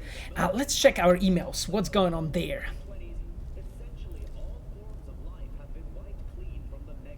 Why aren't there a few other apartments in the game? I mean, because when we were producing the game, we have decided not to go that direction. That's really the whole story. We have considered that we want to stick with what we have originally planned. So, yeah, I remember during one of the interviews I also mentioned that for our vision, at least at the time when we've been discussing that topic, it was important for us to give you this Merc feeling, right? And there was this real worry of V going into the how to call it, a business of owning hundreds of apartments and whatnot, so it just worked better in our opinion for the tone of the game. Now the question still stands, if that was a good decision or not, right? So this is a bit separate. This is a bit separate topic, if it was or wasn't. I personally would probably like to see something more, but the production reality is difficult, right? Sometimes you need to make choices as a designer that you don't really want to always, just because you cannot afford absolutely everything that you imagine. You need to make sure that you're designing and picking things that are the best for the game at the given time, right? Okay, penis, nanogel scam alert. Oh god damn it. Better let's check it, just to be sure. Warning, scam alert, do not click any emails with ads of penis enlargement nanogel. This is a scam. Oh god, guys, you're warned. Do not click that stuff. Ordinary gel cannot stimulate new cell growth. The only tested and proven method for penis enhancements is still the Eresex hormone treatment. Okay. Our scientists at Eresex have developed a formula that will dramatically increase the length and girth of your penis in only 7 days. Okay. Join the thousands of other satisfied customers and order your kit today. I'm ordering just after the stream. I didn't believe it wouldn't work, but I was desperate. I only had a week to get my penis big, and I knew Mr. Stat wouldn't cut it. Fortunately, Irisex did the trick, and I've still got the nail marks on my back to prove it. Thanks, Irisex. Richard Towers, real customer, verified penis growth. Order now while supplies last. I mean, I love I love the spin on the formula of like penis enlargement malware emails.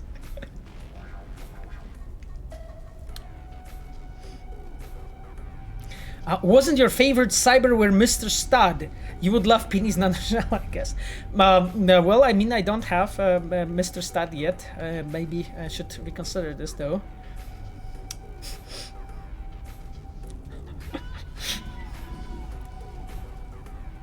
I love the uncensored adult nature of Night City. It's 100% in line with the world Mike created. Yeah, I mean, we absolutely try to make it for adults. Okay, guys, I think we have seen that spam email actually last time. So we are not checking this. Let's go. The OD key whiskey. Okay. Bub. This is also like a small thing that we did with. In our team, you know, the implementation of mirrors. So just like make sure that as a player you can see yourself, and so on. Let's go then. I like this small touch of the cat, you know, looking here and moving the hand. I remember, I think it was Philip who implemented him here. Philip Weber.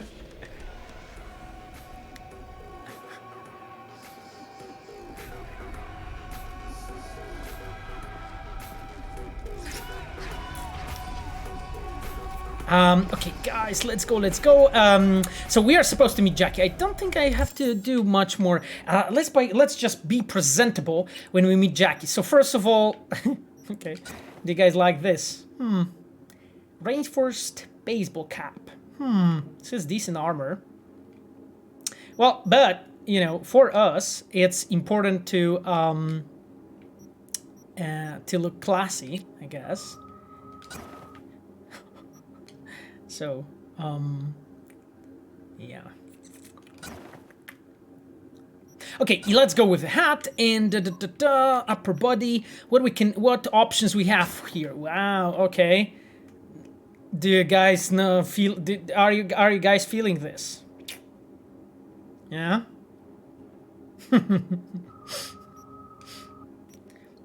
Do you also like pick the always things that look best, not are the best when it comes to stats? Because I do, actually.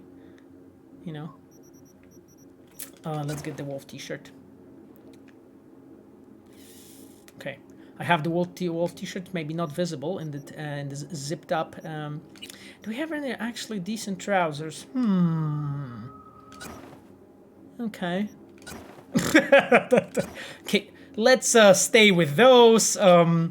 Let's not go too crazy. Okay, Nomad stickers. I guess. Looking fine. Looking fine. Okay, we don't have any of those. Not sure actually how we are looking when it comes to the gear. This point, this is all. The Satara is stronger, but I guess this one for now will cut it. Let's quickly save the game, just in case we die, because you know we do die quite a lot.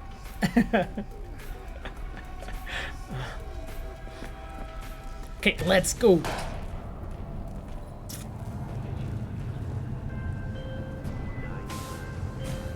Yeah, Regina has a job for us. Hey, Regina, what up? If you're looking for work in Watson, give me a call. How did you find me? How'd you even know my name? I know where to gather my intel.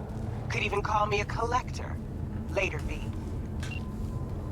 Right.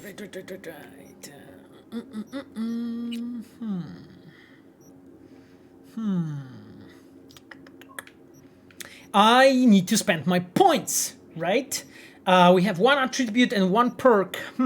What are you guys feeling, actually? What we should do at this point? I'm actually really feeling like, because we'll be probably shooting and using a bit of quick hacking. However, the technical is good for crafting. Cool. This game easily could be the third person and it could be better. What a missed opportunity. Well, I mean, you know, that's the thing. As an artist, you always are facing the dilemmas like this, you know, when you have to like decide, okay, what I want to do and so on. And don't get me wrong, but as a designers, we have actually, you know, we have actually. We have already built a game that is a third person and it's a decent game, and it's a Witcher 3 and it's also Witcher 2 and so on. So oh, and I see Kaitek on the chat. Good to see you, Kaitek. That you're there. Kaitan is our cinematic lead. Okay, guys, let's check it out. What we could actually do. Yeah, I feel that probably we will need a lot of the health regeneration, to be honest, at this point, because this is fairly universal at this point. So I could probably do this. Can I? No, I actually probably have to go there. So I will go into this probably, and then we'll slowly start building up towards this. I don't really have like a full overview and a plan how we will plan yet, but how we play yet, but that's fine. Oh, hey Regina. Got another dry, sun-filled week coming your way, Night City. Okay. Soak in that sun while you can. There's a cold Cool. It's this small thing that you saw, you know, like, so basically the messages, that was like a very important thing for us, and we'll be talking about it like quite a bit more later. But here, you know, Regina Jones is like, we are using the you know, the option to like answer messages and so on as a almost like a second dialogue system, which is really really cool and interesting. Sometimes it gives us like plenty of possibilities. Okay, let's go and play. Let's go and play.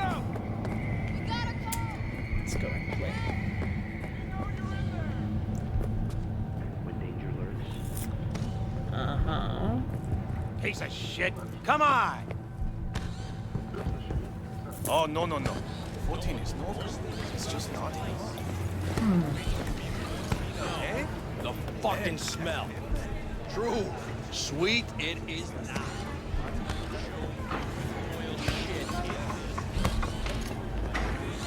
Hey, yo, V. How about a round or two? Oh, Romulus, nice to see you, man. In the chat, by the way.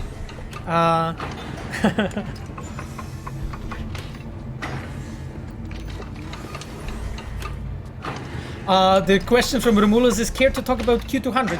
I mean, the number that you're referring to, those are basically numbers of the quests that we have been working on for the game. And for instance, the quest that I'm doing right now is 001, Q001 right now. So this is an important bit here. Hey Fred. And Q200 is basically, I believe, like a technical quest that is part of our epilogues. Curious to see how he handles the likes of V. Yeah, thank you, Romulus. Good to see you. So how about it? Coach Fred, yeah. So this is, we are like actually, you know, I just wanted to mention a few things here. So guys, as you see, like, we are here working together. Like, this is a work together of environment art team together with open world team. You know, when they try to like create this feeling of like, you know, busy kind of a gym. You know, when you have this buffed up dudes, you know, like doing this crazy shit here.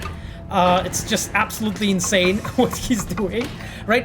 But this is basically just a part of a storytelling, right? All of those small scenes and small elements to just like introduce you into the atmosphere of that place, so you really feel like being in this place. Okay, let's see. Where to get him? Off the street. Saw him looking up at me with these big, sad eyes. So I took the poor pup in, fed him, clothed him. Nah, for real. He's a military bot. Got a sweet deal, and a chum of mine tossed in a few upgrades. Now, here we are. Okay. There was a question I'm in the point when Coach Fred is supposed to call me, but he doesn't. And the question is, should patches have fixed that, or do I need to restart the game? Well, I mean, we are reacting fairly fast to issues reported by the players to our customer support. So if you have 1.21 and haven't been addressed, make sure that our customer support knows about it. Like, we have been tweeting about it and so on. Just make sure that they know that we have this issue. You can also save us the save game, and we'll like, you know, peek and see what's going on. It's like, normally this is what we are doing when we have like confirmed reports from our players that something's wrong.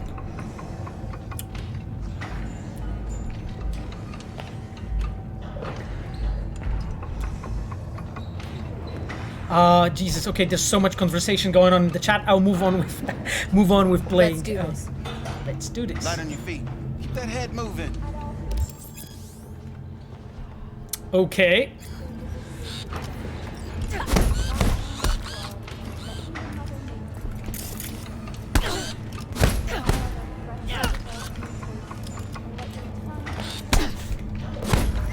got one hell of a punch there, Sam.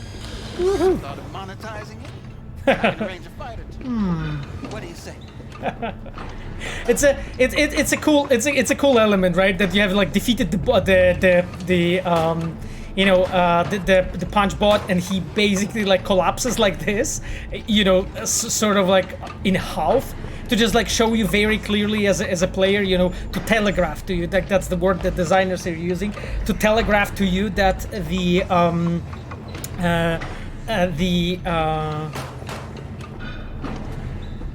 that basically the combat has ended. Sorry guys, moving on. So yeah, actually Coach Fred offered us to move on. Okay. What have you got for sale? I think he's only top shelf gear. Oh, top shelf gear. Okay, man. Okay. So Coach Fred is actually a pretty big shop for us. We don't really have enough money to get stuff from him. But you know, we'll get there, hopefully, eventually. Okay, let's leave Coach Fred for now, and let's ask him. Sorry, not that, but let's go about the fights. I've seen you landing blows in the ring. You've got sharp instinct, good edge. You can go far, especially if you get chipped. These fights, let's just say they aren't legal, but very lucrative. Lucrative for who? You or me? Both of us. I get a small percentage of the total winnings, you know, as your agent. You get the rest. Right, okay. Anyway, what is cool about the scene actually is like the liberty that it gives you, and I really like that. Like the fact that as a player you can actually stand and just talk to him, or you can sit to him, and like the scene is like slightly different because we have like sat down, and it's really really cool like this, because that for you as a player, you know, that you have this option to just like kind of like role play like this, and so, and I have this like a cool moment with Fred. Okay, dude, that sounds fair to me. It's like I said, good instinct. Fights happen in different parts of the city. You choose where you want to go, put down your eddies, and start swinging. You win, you take home the pot. Manage to drop every last one of them, you get a chance to fight in the grand finale. That all clear? Crystal. All clear? Okay. Good. Oh, except you won't be setting foot outside or what? Not yet. You can start in Kabuki. I believe in you. Time to show this city. He believes in me. Do you get it? He believes in me. Okay, let's go. Let's go. Okay, one of the things I wanted to point out, because there was a really good question regarding like first person versus third person scenes, and there is a question from Voitas. I'm playing Witcher 3 and lack of cutscenes in CP77 hurts me so much. The thing is, and I think this is something that maybe we didn't like talk too clearly to you about, is like, as a creator, right? This is your duty to be able to say, okay, this is what I believe in, this is what I want to do, this is what I want to try, right?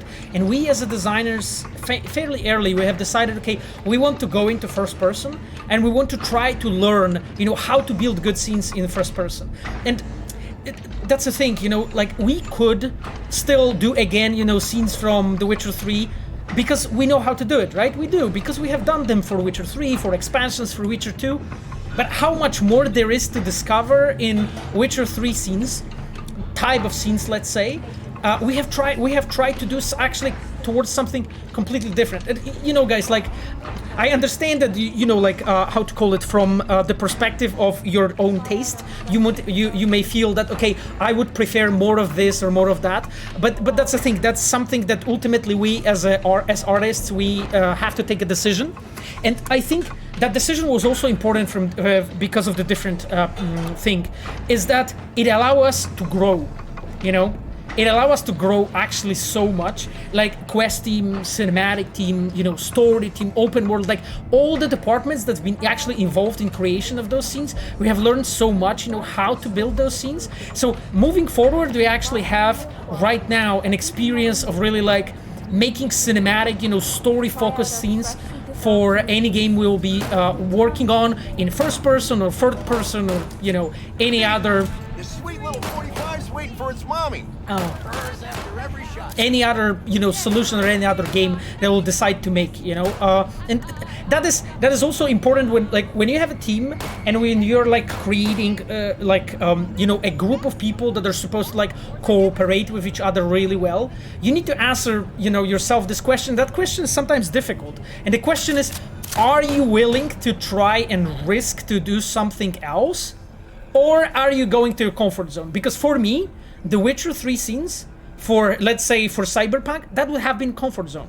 That's the whole reality, right? We would have done, again, the same thing, and we wouldn't learn so much, iterate our technology, learn, new things and so on, because we had to do it in first person. Let's have a look. Come on. Oh, okay. He is mentioning that my 45 is waiting for me. But I actually have my Unity here. Come on, spit it out. Let's have a look.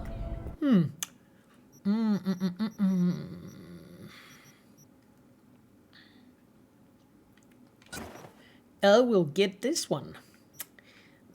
Thanks, bro. Dying Knight. Okay. My Unity is dope, though. Okay. Add sex to the game, please. Okay. Thanks a lot.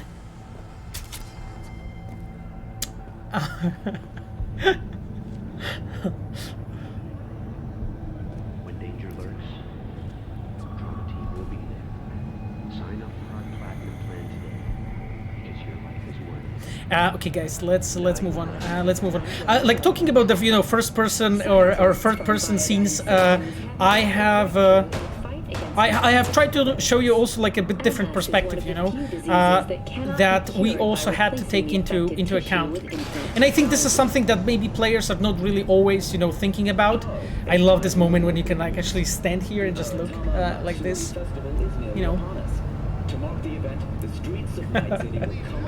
Screw 2D CP77 should be text-based. Oh. Here we go. That's also like I'm pretty sure there hasn't been much progress done in completely text games since quite a bit of time. So why not? And you have also like Kaitek commenting on the side of a cinematic perspective point of view on the scene, so we can also read out his answer. You can also you can also like poke Kaitek for questions regarding this.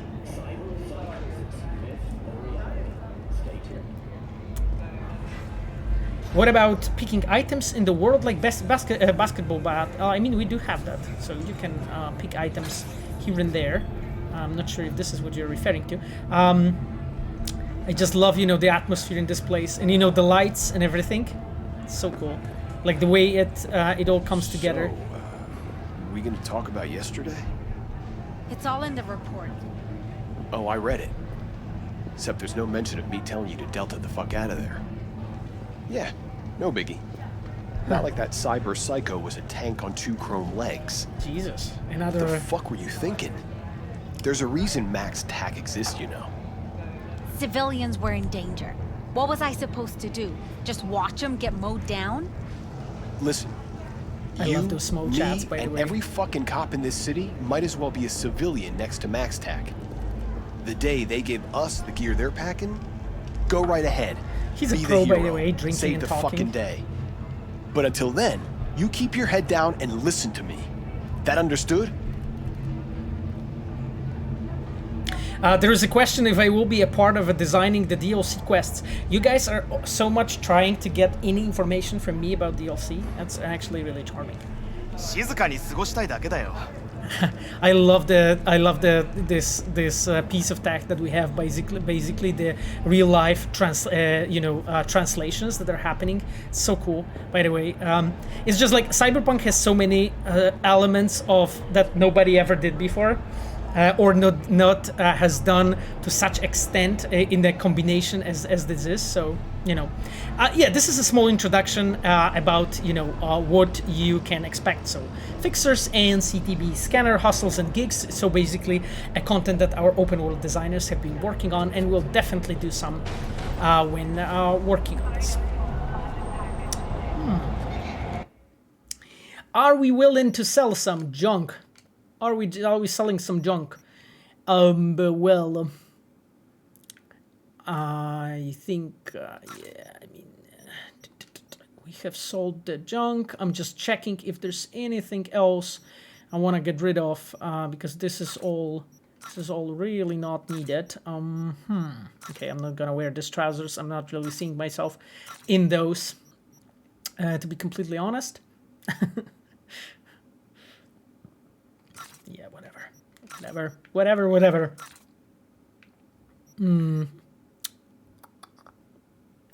Okay, I think that's fine. We have like sold some stuff and so on. There's ton of more things I wanted to mention here. Like, so look how we have been like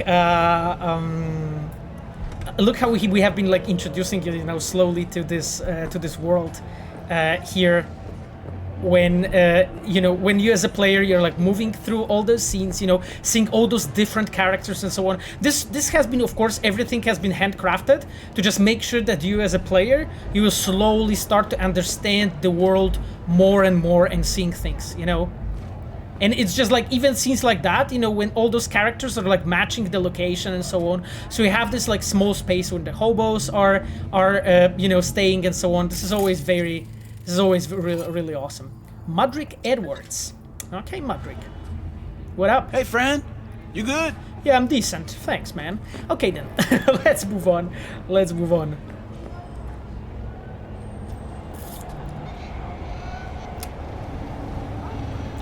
That's an interesting question. Why the menus in modern games always designed to fill the whole screen, kill the immersion? Well, I mean, it's really difficult for me to talk about all the games. I definitely agree with you that we should be, as an industry, trying to keep as much as we can. Yeah, smaller scene exactly.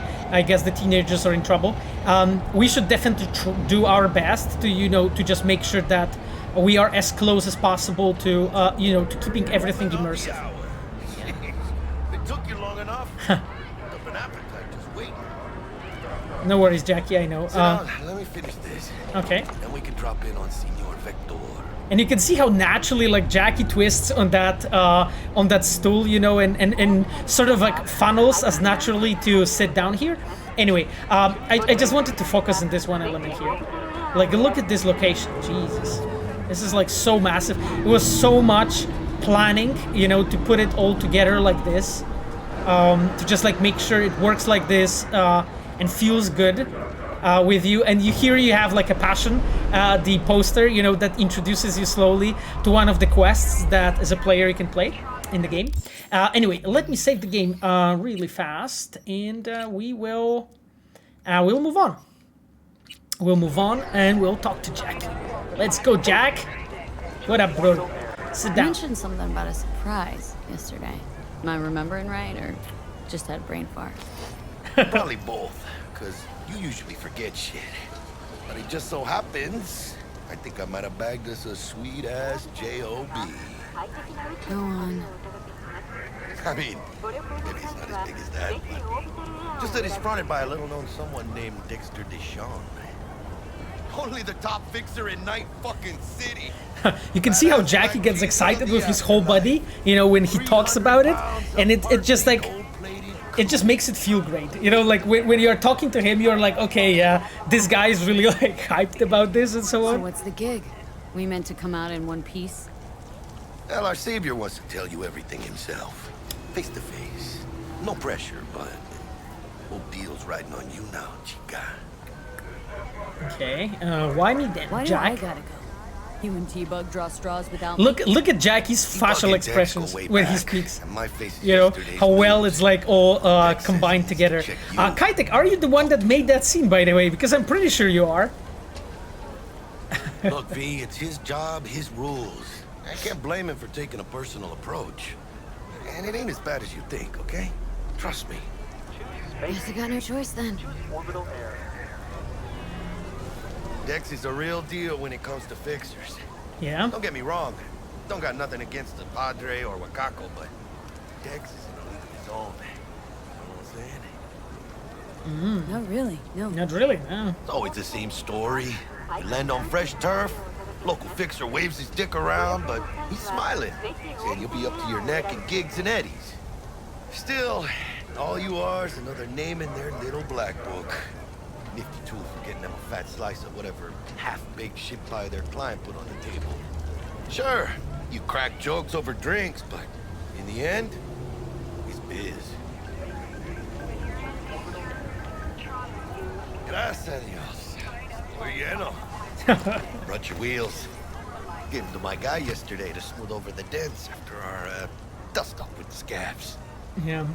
You can see basically how the scene is built. You know, first of all, it funneled us in an interesting way, then it kept me completely focused on Jackie. By the way, Kaitek said that the scene was made by Bartek Novak. So props to Bartek, he's our senior cinematic designer. Bartek did some badass scenes in this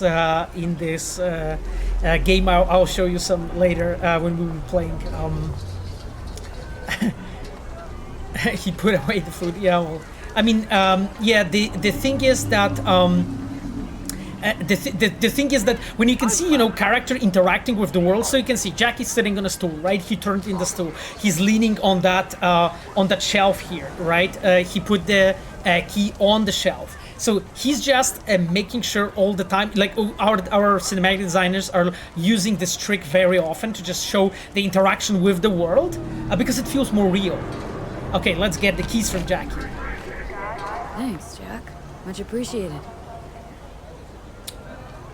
Have you thought about adding a hunger first system? Because there was obviously a lot of work into different foods and drinks, but I never felt the need to use them, so just want to sell them.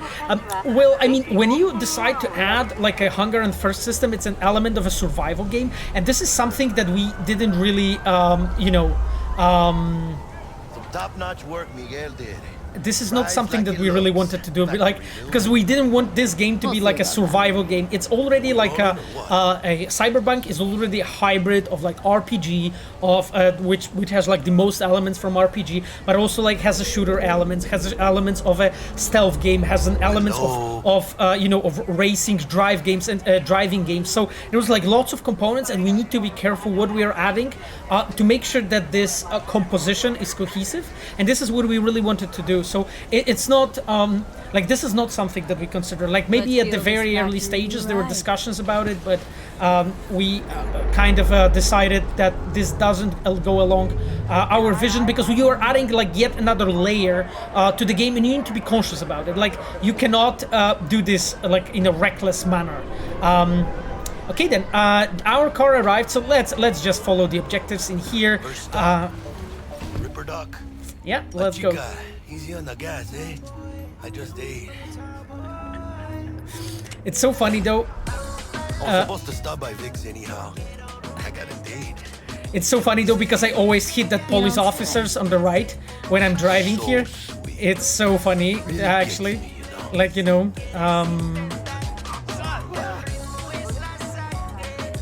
okay, let's go. No, let's go. Wow. I'm driving away, guys.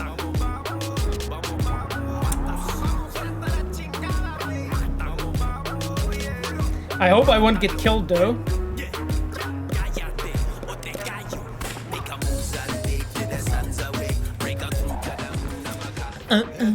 Just this.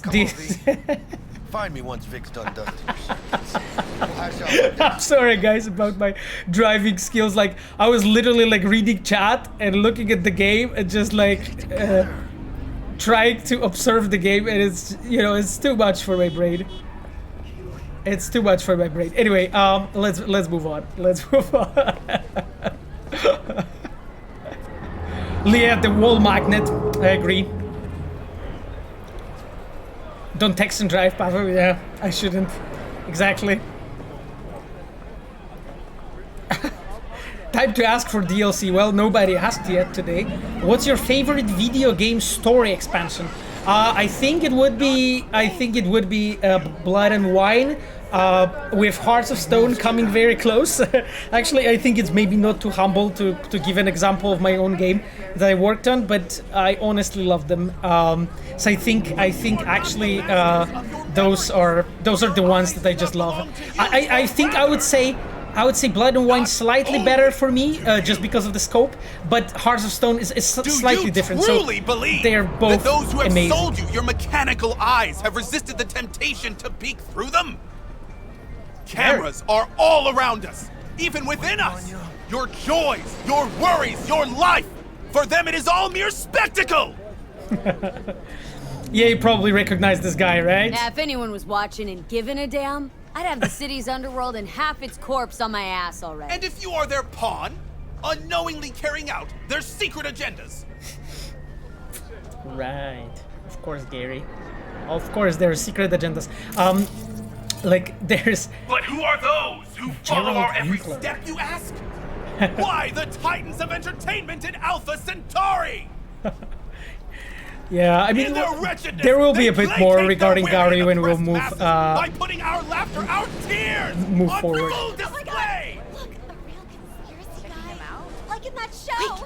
Oh, I really like that small scene though, when these tourists arrive and they actually stand there and just like snap a selfie with Gary. This is like a small touch that I think it was Moritz who added this, one of our designers. I always laugh my ass off when that happens. Max Nova. I just can't. Yeah. Shout about the good old days. Radio waves bear the truth. Let those CDPR devs, after fixing bugs, please improve gameplay interactions of NPCs with the player, their instant spawning and so on. Well, I mean, one thing that I can tell you regarding like patches and what we are doing is we're working. And we are moving forward with things that we want to address, and there are still some things to come. And I don't want to talk about it more. I'll sit tight over here. Me and Misty got a little catching up to do. Do you guys hear how how the sounds changed when I left the busy street and I just go into Misty's shop, and you can hear how I'm like cut off from the noise on the street and being here and hearing the bells? Don't you worry, mi amor. We're bulletproof.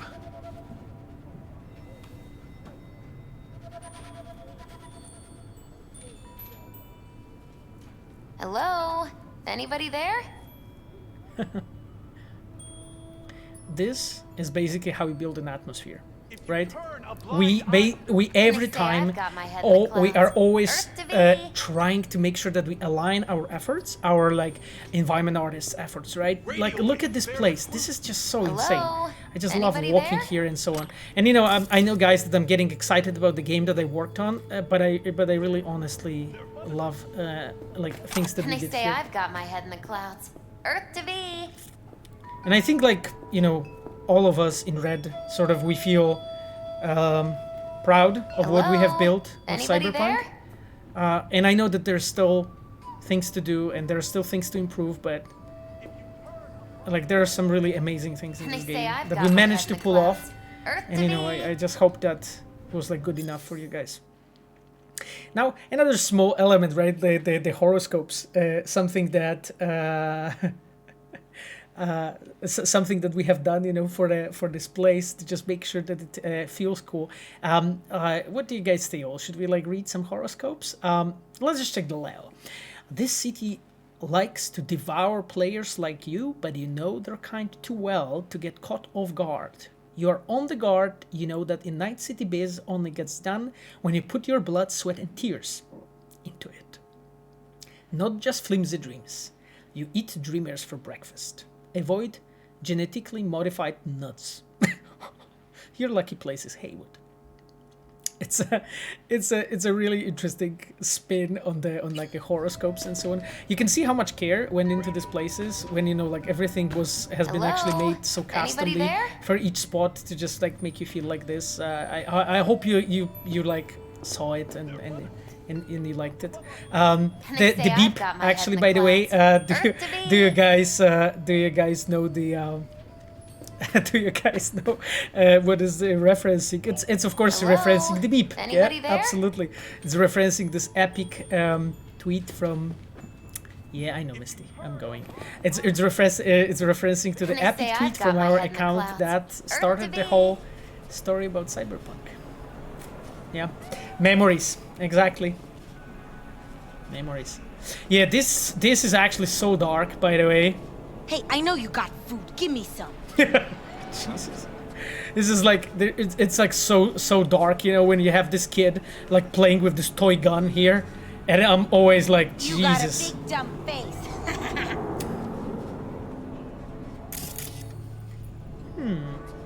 Hello, little buddy. How are you? Somebody gave you food. This is cool. That food doesn't really look that appealing, but I hope you're okay.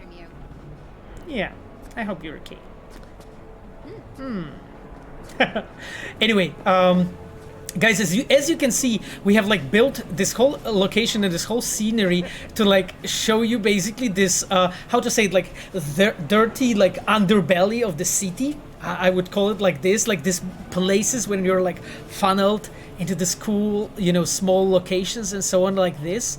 And I always want to like to emphasize that like storytelling is everywhere, you know. You can see those characters, you know, like that they're like placed consciously here. This dude is like experiencing a brain dance, right? There's like a poor person here. They're like chilling here and so on. And you can see like, sure, you know, maybe some of those are like some of those animations and so on are repeatable because we cannot afford like, you know, completely custom animations for like billions characters in the game. But the thing is, all those small places like this, they've been like touched, you know, and handcrafted to just make sure when you're like visiting places like this, you actually feel that there was a human that actually put, you know, a lot of effort into this, you know. Do you know everything about this game? Well, no, not really. Like, I'm very far from everything. However, because as a quest team, we work very much in between other departments, I had a chance to work with a lot of great members from Red and learn from them, basically. Yes. Oh, okay. This is just a notification about the Rippers. Good to see you too, V. Oh, wow. To what do I owe the pleasure today? Last gig. Had to jack into a client's neuro socket. Think I might have gotten spiked. This is one of my favorite scenes in the game. Nausea, not hypersensitivity you know, to bright lights. Oh, kit and caboodle. There's so much more like Right, amazing kid. scenes in the game, but We'll look, sort God, you I out just in a love this flash. one.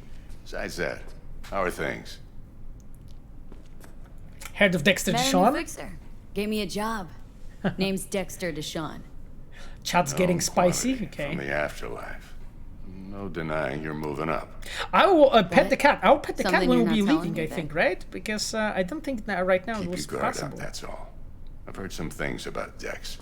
He's not as chill as he makes himself out to be. Okay, need some new kit, but tools, not toys, Vic. Time I bumped up my sights and got a grip. Really? Now? Finally? Vic, shit's getting real. Got a job from Dex Deshawn, hitting the major leagues. Need tech that can perform. The Dexter Deshawn? Well, that is something. But let me guess. Hasn't paid you yet.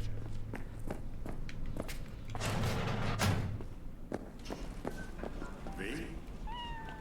I can't pet the cat. Do you guys know it? Right? You know this, that I can't pet the cat. Okay. I was just making sure. I was just making sure that we are clear. I can pet the cat later. I can't pet the cat yet. Okay? Good? Are we good here? Right, okay. I need my implants. I was just making sure that me and chat were fine. Because there are people calling me monster and stuff. So, you know.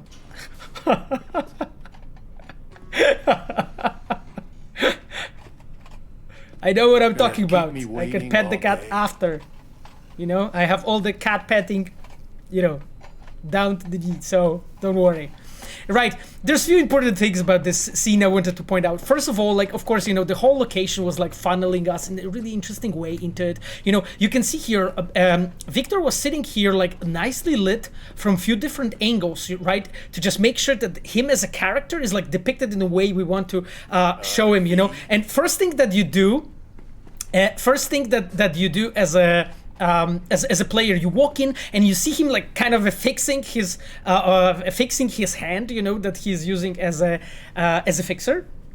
And it's a really cool small detail. And I just love, you know, when our characters are interacting with props. And he was fixing that, and he'd thrown that like screwdriver here, right, and kicked the stool that is actually here. And I really like this element of touching and interacting with the world. There's so much cool stuff going on about it. And another thing is, this is actually our animation director, Sebastian Kalemba. He's a head of animation, to be precise. His face is scanned here. Of course, you know, he's not directly Victor, but you know, Victor is using a scan of Sebastian's head. You know. Okay. Yeah, let's move on. Vic, I'll bring you the eddies later with interest. You know I will. Last time. You hear? There's a question if we got to name the quests ourselves. Yes, that's Chair, correct. Please. Sit down, relax. Yes, it was basically like that at some point, I think it was Patrick Mills and Philip Weber, they came up with this idea to actually name the quests depending of the, and connect them to the songs. It was fairly early, actually. And we have created like basically just this roadmap, kind of this plan. Okay, what kind of songs we could use where and so on. And we wanted to do it. And I don't know if you guys realized, I hope you did, that basically the songs that we are playing are actually the songs that Johnny would like. So we have looked at the that we have done it in a way that as a player you can see and start to understand, okay, those are the songs that actually Johnny would listen. And that's why before actually you meet Johnny, the quests have very informative and clear and simple names, you know, instead of Kiroshi, whoa. Vic, nothing tops that on the market. Sounds like it could come in handy then. Gave you my word I'd pay you back, but this might be too rich for my blood. So you're in the game as well? No, I'm not in the game. I'm just out to make sure you get. I'm not in the game. Everybody was threatening me that there will be mods of people having sex with me. So I'm not in the game. No. You peruse and choose while I scan. See what's going on inside. Well, I mean, guys, you know I'm right? Ocular system, okay. Boom, right, and it's just like here. Just let me speak very briefly. Stop it, stop it, stop it, please. No sex mod about with Pavel Sasko, because there's no scat of me in the game. Anyway, moving on. So what I want to point out, look at this, like UI work here is a god level. I really love this. Like the moment, like at the level it gives, like as a player, you just feel so cool when you just go here and just like see it. And I remember like our UI team, UI design team, and programmers as well, like paid special attention really to just work here and so on to prepare this amazing looking, like to give you the feeling of really being this badass mercenary, that gets all those things installed in their body, because it's an important tool as a part of storytelling too, right? Okay, guys, we got that Kiroshi updated. Yeah, and just a reminder, Ayano, who's our moderator, she is a producer of a UI team. She's also streaming, by the way, Destiny 2, so you can follow her if you are like into shooters. And you can give Ayano some love for all the UI work they've been doing, because it's been an insane amount of effort to actually build it for this game. You guys, when you have played the game, you probably know already how much UI and different work there is that went, but it's there's been quite a bit. Okay, Kiroshi optics. Kiroshi optical cyberware is wildly popular suit composed of electroneural enhancements of environment scanning functionality. Okay, amazing, cool. So we have that. Let's install the grip now. Ballistic corpo coprocessor. Okay, let's do it. Ballistic processor increases the chance to ricochet shots with power weapons, directly links the user optical implant to the weapon system, offering real-time data tracking. Like very early when we've been working on this game, enough scanner. Preparing, like plan, how we can give the player the feeling of being a merc, and like updating yourself and like packing things in has been incredibly important for us. Just remember, your body will still show up as crystal clear. Okay. Thanks, Nick. This should do the trick. Okay. Talks to Kiroshi Tech too. This is an awesome thing that makes you like carve away. Excellent. That makes you like the character, right? Because you come over here and Vic takes care of you, right? He gives you things for free. He's actually like using all these fucking badass things. Like, look at this. This is something that we internally call Pandora. I'm not sure if this name is even official, to be honest. And this has this badass animations. I think Piotr Krysik was the one that did that. By the way, Kaitek, who's the owner and who did majority of the scene? The one that we are working on, because I think it was you and it was again Bartek who worked on this. And you can see how Pandora is like doing this print on your hand. You can see it moving and so on. I remember that the changes that we did to the Pandora, to this whole system, to just make it like look so that as a player you would see actually doing the changes to your hand, so that you feel impacted by it. Ooh. Okay.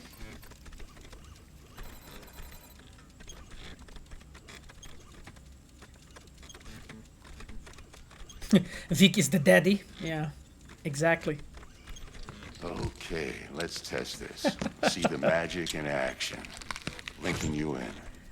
And this moment is just so cool. I remember like cinematic designers when they came up with this idea actually to make it like that eventually you like fade out, because he took out the eye from your, he took off your eyeball and he's like installing it, and you just get you stop seeing things and so on. So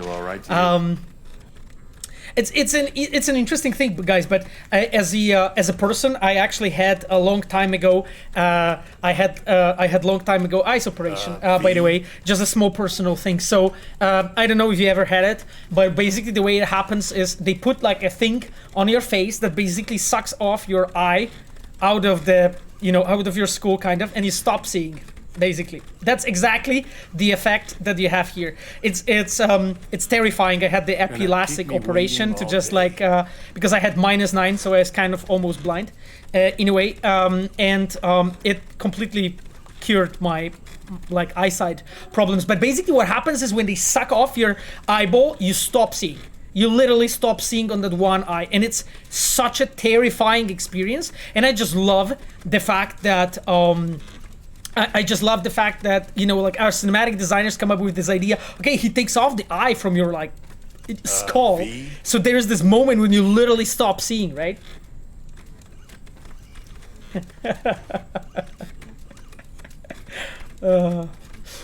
Yeah.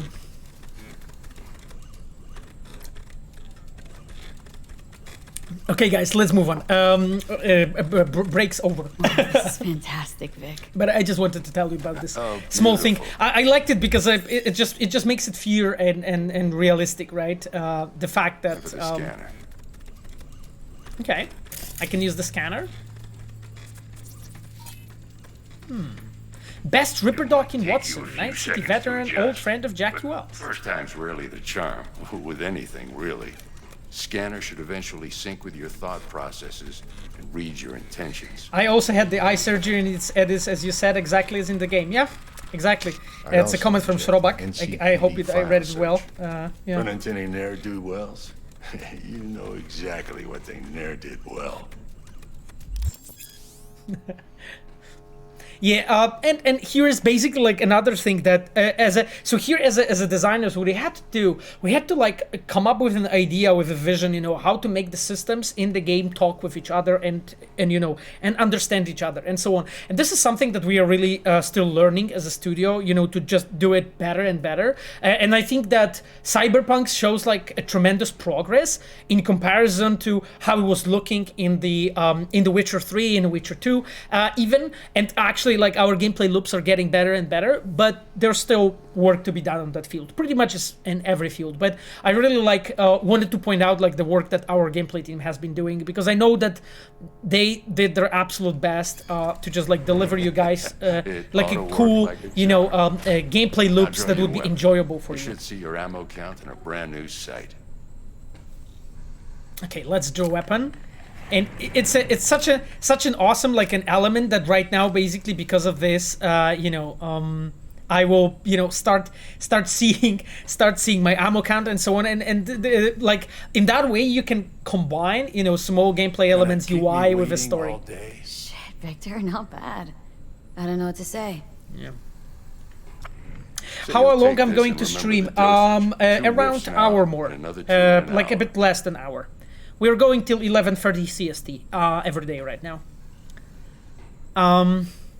What's this? Okay, stand up. Let's go. Let's just get this. Best, Vic. I owe you. Yeah. And did you guys hear also the sound of us getting up? And once you hit the big leagues, don't forget where you came from. When we like get up from the chair, and was like a sound of you know, that just gives you the feeling of actually like getting up from the chair. This is really cool.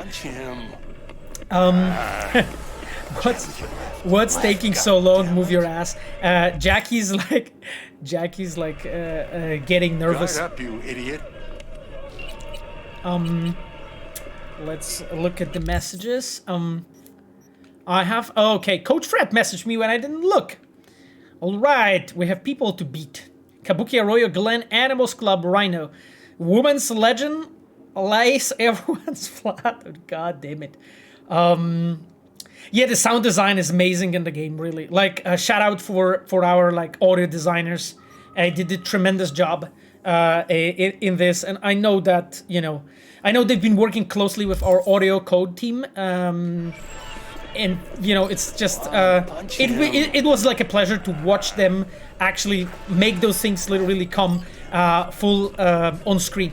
There's like a few additional cool things. You saw like Vic, you know, kicking the stool, sitting down. He sits down and just like watches the video. You can see basically that the history of an NPC, so like what character is doing, does not end when I'm not looking at it. So basically, what I mean by that, when I walked in, he was still watching, he was watching, he was fixing his hand, you know, then he, like, you know, helps me and so on. He gives me a medicine, and then he goes back to watching. And this all creates this, like, cohesive flow from beginning till the end, when we are always thinking about the character, what the character would do. And because Vic is a fan of Box, he went back to this, right, to watch it. And let's talk to him.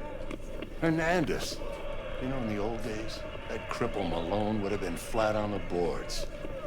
No, every last fighter's got extra skull lining. Absorbs 75% of every blow. I like that the side quests in the game feel like main quests. Yeah, thank you. I mean, that's just a work of multiple different departments coming together. But I very much appreciate that you liked it. Double jump or charge up? I think double jump, but I'm not sure yet. We'll see. Same question I asked Miles. What is the detail you spend way too much time on? Oh, I think you will see it. I'm glad that Michał Brzeźniak is with us here, because with Michał we have done the concert for in Like a Supreme, and just goddamn it, I honestly personally love that, but I just spent so much time on like different things there, on like crowd and like the way you're dressed as a character and just community there. There was just so much work put into this. So I hope you will get there together and you'll be able to play, and I hope that Michał will be with us when we'll be playing Like a Supreme, so that he could talk about it a bit. Miss it, don't you?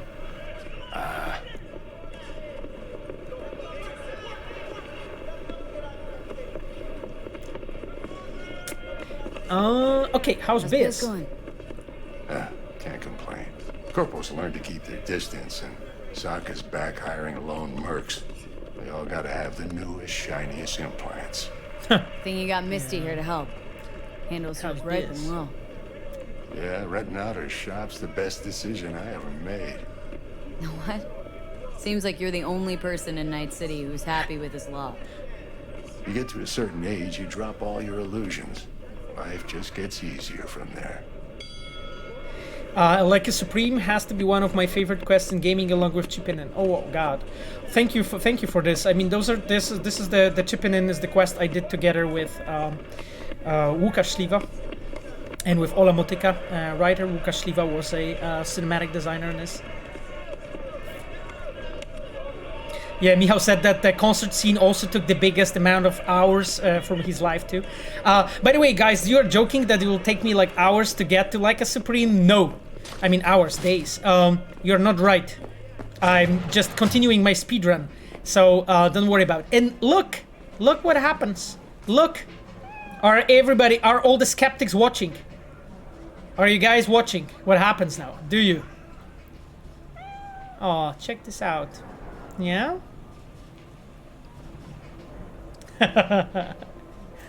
Yeah, she's good. She used to sit in her box, now she's out of her box. Anyway, let's move on. A small detail, by the way, did you guys realize that the community has changed? We arrived, right? Look at this. Look at this bum here, right? Like, there are like small changes that happened because of the fact that the time has passed and so on. So there was like 2 people sitting here before and so on. Right now, they're not there.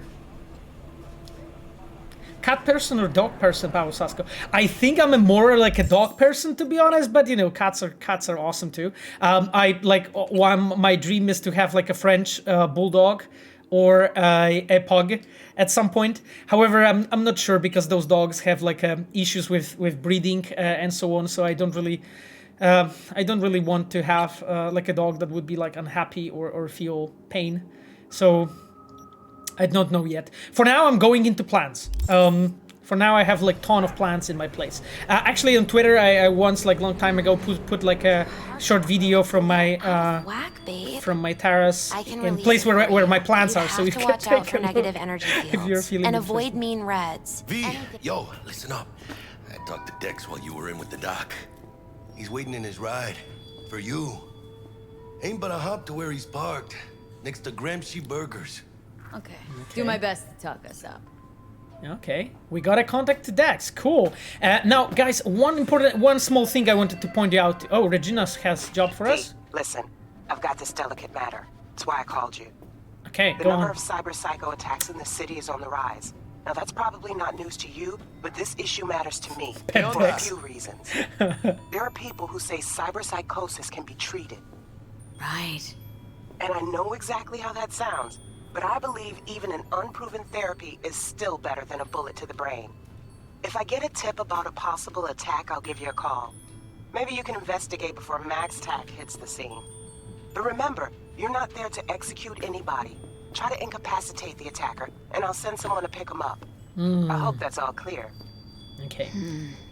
So this is like a small storyline regarding the cyber psychos that we will be doing in the game, and it's just a small reminder that we don't have to kill people here, right? And this is a quest from Regina. Now, guys, I wanted to point you out to something small. So did you see like when we were passing by through here, right? You can see how the staging is done, right? You can see here him directly, like Jackie is in the front of us, sitting here, and Misty was kneeling next to him, just to be sure that you will actually see that small scene and so on. And there's also like a change, right? We have met them before; they were talking by the counter. Now we come back and they are here, right? And it's a very simple, like trivial tool, I would say, but as a designers, we can use it to basically tell the story and show that those characters are kind of alive, right? And just simulate it a bit better, right? Ah, there you are. Yeah, Jackie, what up? Hey, how well do you know Bug exactly? La mamita got a soft spot for me. No, but seriously, she ain't the type you go out and grab a beer with. Don't actually think she got any soft spots anywhere. For anybody. Yeah, exactly. Right. And you can see that when Jackie was talking about something, exactly about the T-Bug, because they do not have like the best, relationship together. He just changed his pose, right? Went forward, which signifies that he has been a bit more, I would say, nervous, a bit more tense about that. And, let's ask him about Misty, actually. Been with Misty a while, huh? Yeah, about a year. Why? Just asking. Never thought you'd last that long in a stable, healthy relationship. Hey, come on, chica. You know I was raised right. Okay, let's go, guys. There's lots more that we could talk about here. Oh, I can actually poke Misty. Or I can't poke Misty. How's biz? How's biz, Misty? Roman? You're the There's first actually person to walk in here for 2 days. And 2 days ago, it was a pizza guy. Got lost. People in this town, they've lost their spiritual connection. So those are the small things that the moonwalk. Yeah, I saw the moonwalk too.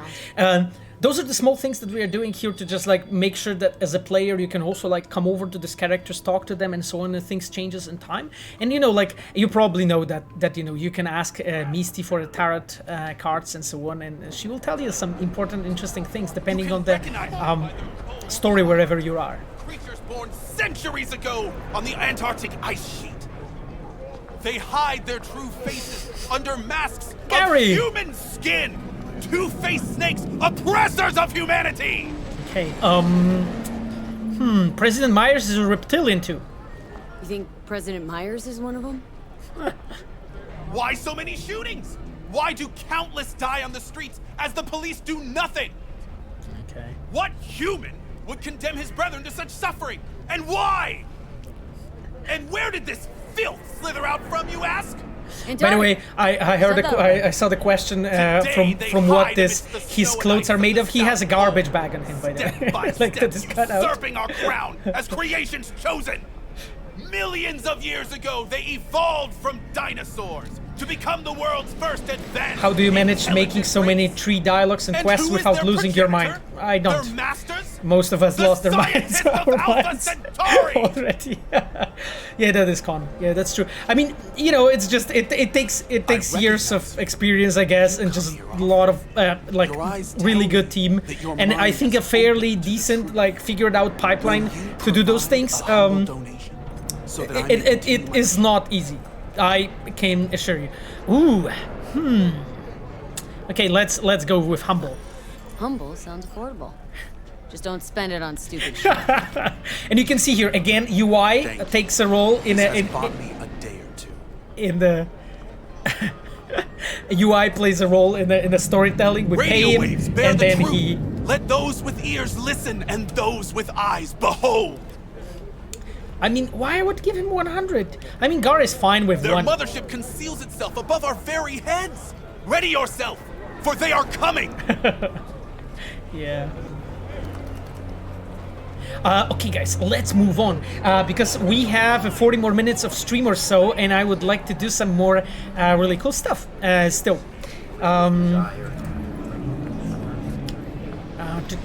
Let's go. Okay, let's meet with Dex. Jesus, it's just like I love walking in this place and just looking at stuff. Yeah, the tiger claws graffiti.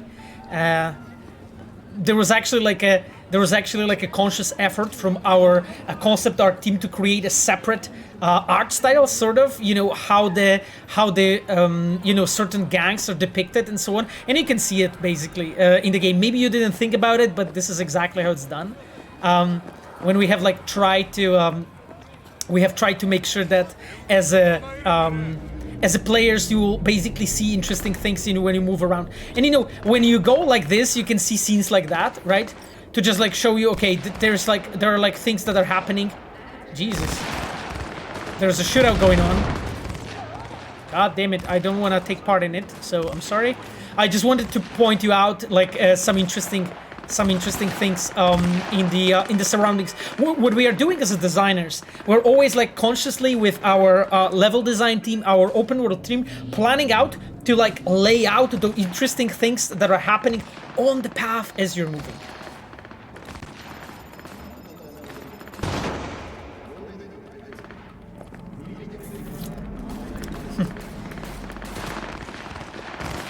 Okay, guys, let's get in. Here, just a very small trick, right? So as we approach here, you can see that there's this dude, right? Oleg Darkevich. Oleg is a fine guy, and he is basically a Dex's chauffeur, and he is here basically sort of naturally funneling us, right? So as we approach, we know as a player instantly what we are supposed to do, and we are going to meet this amazing guy. Yo, Miss V, a pleasure. Dexter Deshawn in the flesh. Ample indeed. Let's roll. Mind if I ask you something right off the bank? Would you rather live in peace as Miss Nobody, die ripe, old, and smelling slightly of urine, or go down for all times in a blaze of glory smelling near like posies without seeing your 30th? Like you can see, there is a really interesting element that basically we are trying to depict Dex as a guy who poses to be a very deep person, and that's why he's asking you questions like this. You know, it might be a bit pretentious that he's doing it, but that's intentional. You know, that he's actually doing it in a pretentious way. And the pose that he has here, you can see he's like self-confident. But folk who try to take advantage, you know, well, they see the beast inside. All right. Listen close. Scanning a serious job now. Playing gargantuan compared to smashing up a scav home. Okay, let's move. At the job, tell me more. What's the job? There's this prototype tech, a biochip to be precise. Job's to grab it. Simple. Guessing it belongs to a corp. Yeah, you see, guys, you're discussing like stuff like DLC and patches and whatever. Like we will, as soon as we can, you know, as soon as we have like an update for you, we'll let you know. I can assure you. Corps don't deserve special treatment. Shit, you ain't playing around. Car scenes are the best in the game. It's actually a really interesting detail, you know, with Kajtek Kapuściński. We've been talking multiple times about it. That we are kind of worried that it may, that you know, how the car scenes will play out and so on. And that's why, sort of like here, when we were building this scene, we wanted to make sure that we'll like depict like a first scene, you know, like to show, okay, this is the way how we imagine it to be, how to make those scenes and so on. And honestly, myself, I like the car scenes too. Actually, they turned out really well. But that's the thing. This is a part of experimentation that we had to do to understand, you know, the medium, to understand what tools we have to do and so on. We didn't know it like right away. What's the issue needs resolving with Maelstrom? Okay, let's ask about Maelstrom. Spot in the shard. Okay. And this is something that we call briefings. Yeah, when we have like when he's narrating like this. Gang doing his thing 2 weeks back. Jumped a Militech convoy. got away with the gear. Corp don't even Simon know Randall Royce. Now see, Convoy was carrying the Flathead, a little combat bot, a prototype. And I need me that bit of high-grade military. Yeah, this looks like proper sick. Exactly. This is a UI team again. Exactly. The briefings is their work and so on. Like our cinematic team has been helping to with some shots that you have in between and so on. But this is basically cinematic team and UI team working together. I think our post-processes team as well to just like depict that. And here we have the Brick, former Maelstrom gang leader. Because Brick was the leader. 3 days after we'd sealed our deal, his friend and gangmate, one Simon Randall, aka Royce, plain dropped his ass. Yeah. Royce is in charge now, and I got no way of knowing if he aims to honor his predecessor's word. To add And to this system, is one Meredith Stout of Militech has developed an interest in said convoy. I'm smiling because we're slowly approaching my quest, which is the pickup, so that's why I really like it.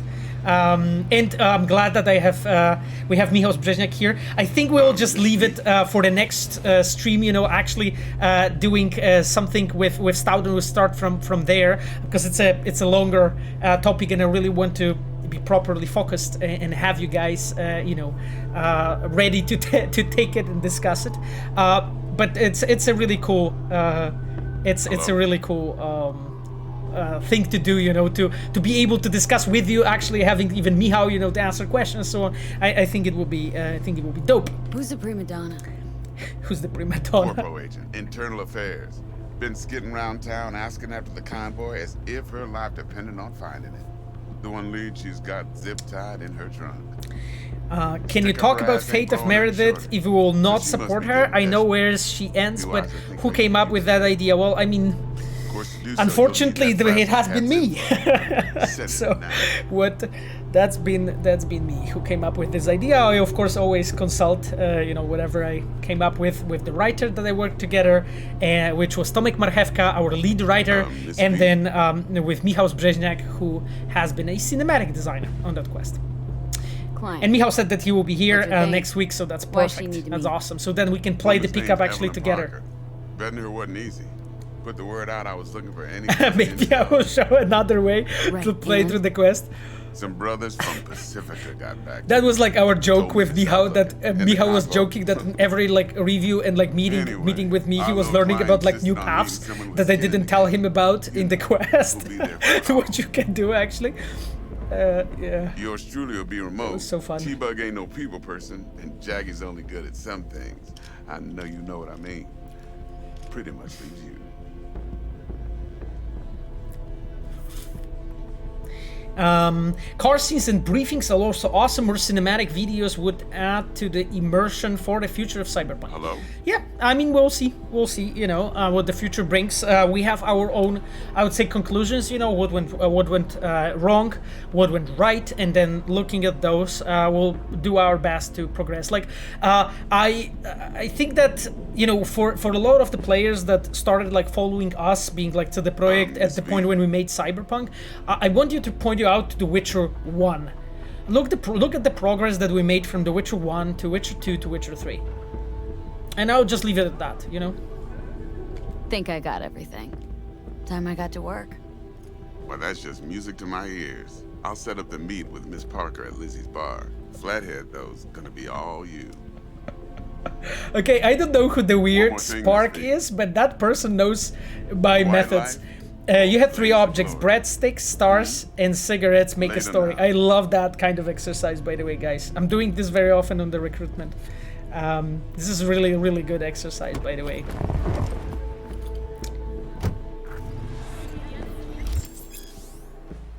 Really hope for more Cyberpunk games. Well, I mean, we'll see what the future brings, right? I'm not, you know, I cannot promise you anything, guys. What we'll do, we have shown you our roadmap for this year, so you know what's coming, and I will leave it at that. As soon as we can talk about anything, you'll be first to find out. Okay. Claim to want to check our program. So right now we are just updating Jackie what the situation is. Alright, so we found out that there's two jobs that we have to do. Military prototype. Maelstrom clept it. Then Dex paid to take it off their hands just before the gang goons had a switch up in management. Right. Heard about that. Royce versus Brick. Hostile takeover. Well, it sums it up. Dex wants us talking to Royce. Gave the deeds of some Militech agent too, but don't know how much help she stands to be. There's a cool question. How do you see the future of Cyberpunk 2077? It's a very interesting one. I mean, I feel fairly confident about how the future is going to be about this game. We have learned a lot throughout the whole process of release, of post-release support, of things that went wrong. Like we watched so many reviews and read through so much feedback, from the players and so on. And I think that when you're like looking at the patches that we have done so far, I think you are seeing, I hope you're seeing an acknowledgement in a way of things that we do agree with you regarding some things that didn't work well. Must know what he's doing. So how you want to play this? I can tell you one thing about myself. I've been doing everything I could. Let's go start with a client. I was doing everything I could to make sure that the Cyberpunk is as good of a game as it can be. And I know that all the Reds have been doing the same. People that are here on the chat, we've been all really absolutely day by day fighting to make this the best possible game we can. Because we knew that, not only that because we have done Witcher 3, we wanted to improve, right? We wanted to do actually something that will be much better than The Witcher 3, on many, many fields. And we have decided to iterate and, I would say innovate and do changes to things that we actually have done in the past, that to do changes to do things differently, and this was very difficult and very ambitious, and I think we have succeeded in lots of different fields, and we have failed on plenty of them.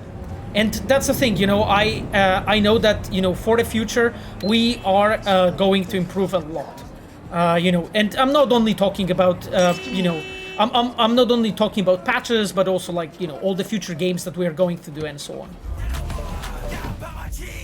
Yeah.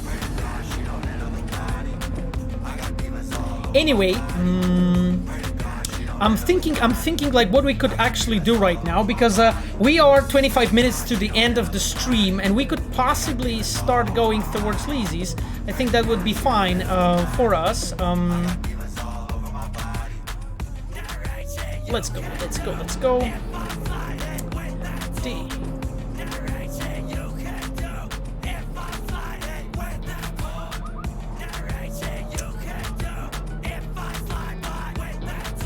I actually won't be driving the whole time, not because I'm a shit driver, but that's the reason as well. But also because I wanted to walk you through some interesting storytelling elements that are here on the way to Lizzie's, because I think it's just a pity not to.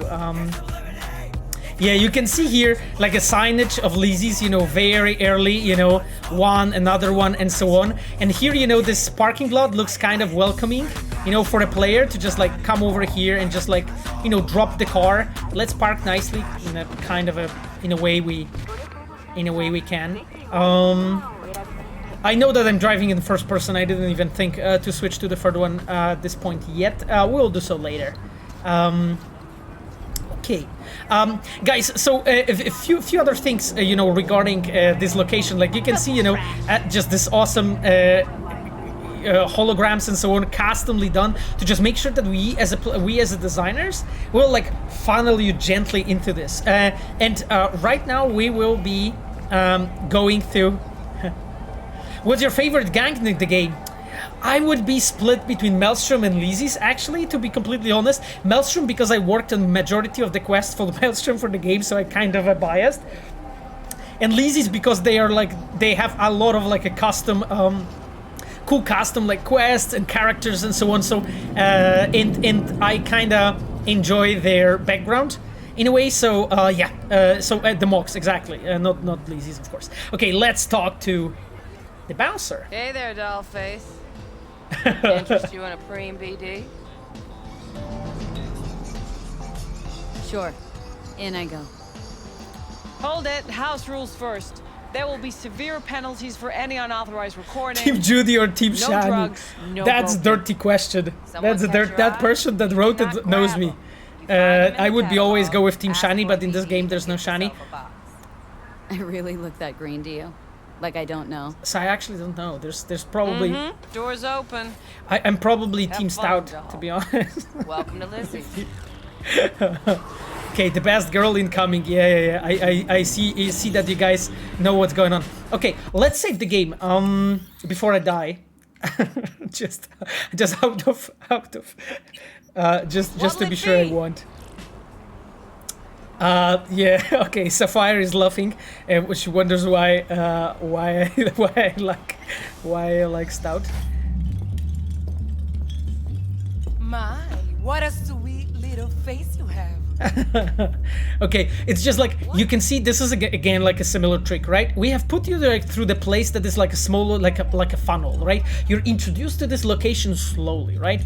The sound changes, you know, there are like first barrels like here with Abydos and so on, so like brands and so on, and we are slowly introduce you to the way who that gang is, what they think, how they are built, you know, what is important for them, and so on. And there's like lots of the tools that we are using aside of just storytelling, because storytelling is, for me, I would say, kind of the simplest part of it. So let's move on. Kiss my tits, punk! Okay, let's move on. No kissing tits on this stream. At least not yet. Now, what did I say? What did I say about introducing you to the world? This is exactly what we wanted to do, right? Like you get in, and we are trying to feed you as a player slowly, you know, with the information, who that person is, and so on. Pavel Saska, were you in the team for Witcher 1? Well, during Witcher 1, when Witcher 1 was created, I was in the Metropolis software. We were working on the shooter, and that was I think during Witcher 3 or slightly after Witcher 3. Witcher 1, sorry. I'm all the time talking about Witcher 1. So yes, I didn't work on the Witcher 1. During Witcher 1, I was working on Shooter Day. That game haven't been ever released. Unfortunately, the whole team kind of disbanded, and then I moved to Reality Pump to Krakow for like 3.5 years, where I worked on the Towards 2, and the Pirates of the Flying Fortress, the expansion pack for Towards 2, and then after that I moved to the Red during Witcher 2. So I'm in the I see that some people remember. So I've been in Red like very close to 10 years from The Witcher 2 Enhanced Edition. That was my first experience with Red, aside of Day and Metropolis Software, because that company at the time was owned by CD Projekt. So in a way, I've been in the family for kind of long time. Will you stream Towards 2? Such an underrated game. I mean, we can do like I mean, this is actually a stellar idea. Like I think it could have been pretty interesting to do. Like I know this game really well, and yeah, I need to think about it. You have gave me a really cool idea though, to be honest. Okay, anyway, let's leave the mocks here. I won't read because I hope you guys know. So let's slowly go. So we have 20 more minutes of the stream.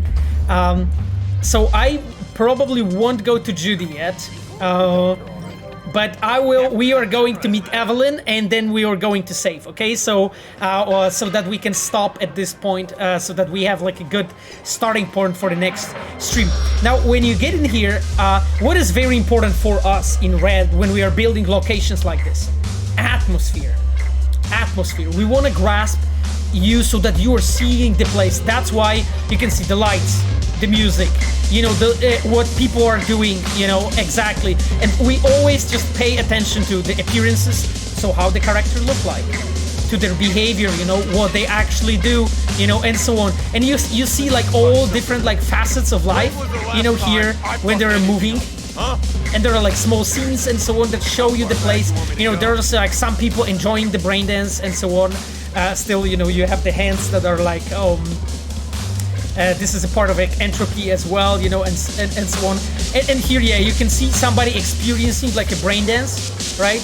Another person, and so on. And it was a really cool, like I would say, challenge to build this kind of like a bar and a place for the players. Yeah, it's interesting thing. Like here, for instance, you have something that about the whole life in Night City, and basically just a nightlife, right?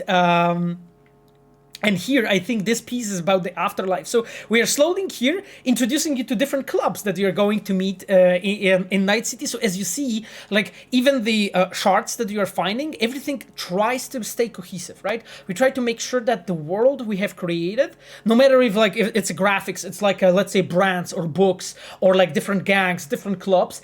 Every time you have this moments of like, okay, there is an afterlife, I can read about it, you know, there's an Atlantis and you have a scene that, you know, takes place in Atlantis in 2023, like in the past. We'll play that later in some streams later, but you also have, you know, all those books and magazines and so on where you can see the elements that are always touching and referencing each other. And it's a lot of work for designers to actually make sure that everything is that neatly connected, because it takes so much time and effort, and so many people to actually pull it off.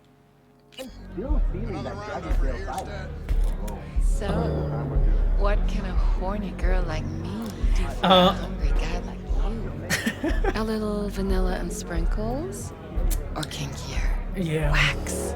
Some Maybe quality zappies, chat, you know, going on. Here's what I want. You and your girlfriend wearing high heels, blindfolds, and big gags. Interesting. They're probably like going to play like a renting. How much? Relax. It'll go on your tab. Think I got just the thing for you too. Yeah. This one's so that's the thing. It's just like all the scenes and so on that we're placing here, they're consciously introducing in a special mood and so on. This is a really cool thing. So do you guys know the Slavoj McAllister?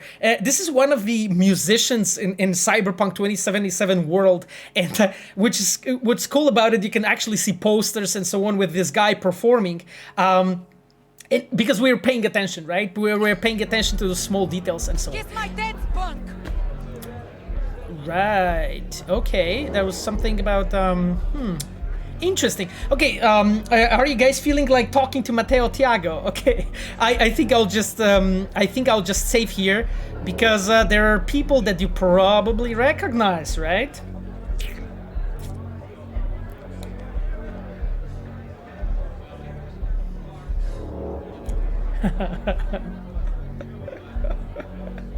Yeah. And you can see, you know, that they're like looking at us and so on. Our famous duo. Yeah, exactly. Okay.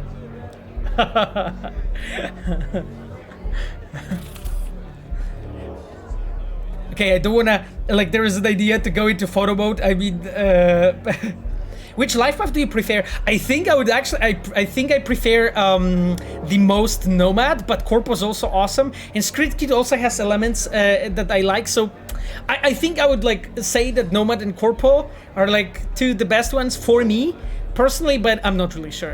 To be honest, like there's lots of elements in each to see and like. Okay, anyway, guys, I think I'm gonna save the game right now, and we'll just go slowly to the chat and just talk a bit to just close off this thing. I wanted to, you know, thank you for being here today, because that's been an awesome experience. You know, we still have like a, you know, main menu underneath, so yeah. Oh guys, I have to admit, I actually yeah, well, transition.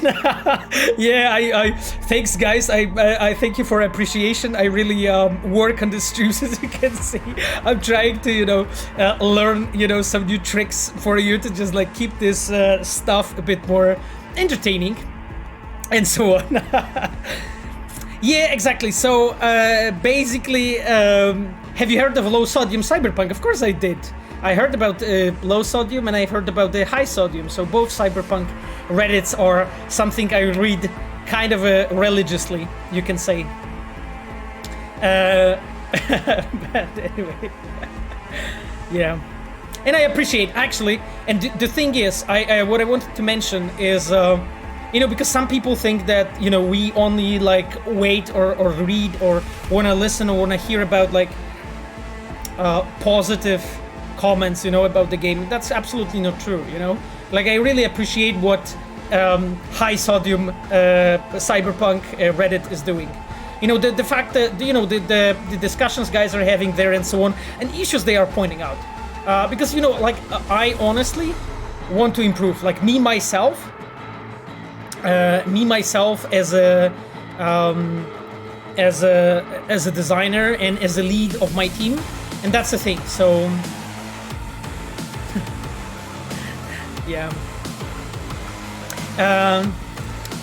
Yeah, I think it's a healthy approach, and that's the thing, you know, because like as a team, as an artist, you know, like, one of the hardest things is to climb up to the top, and, you know, and to be really, you know, that person, that team, that company that can provide you with excellent, you know, entertainment and so on.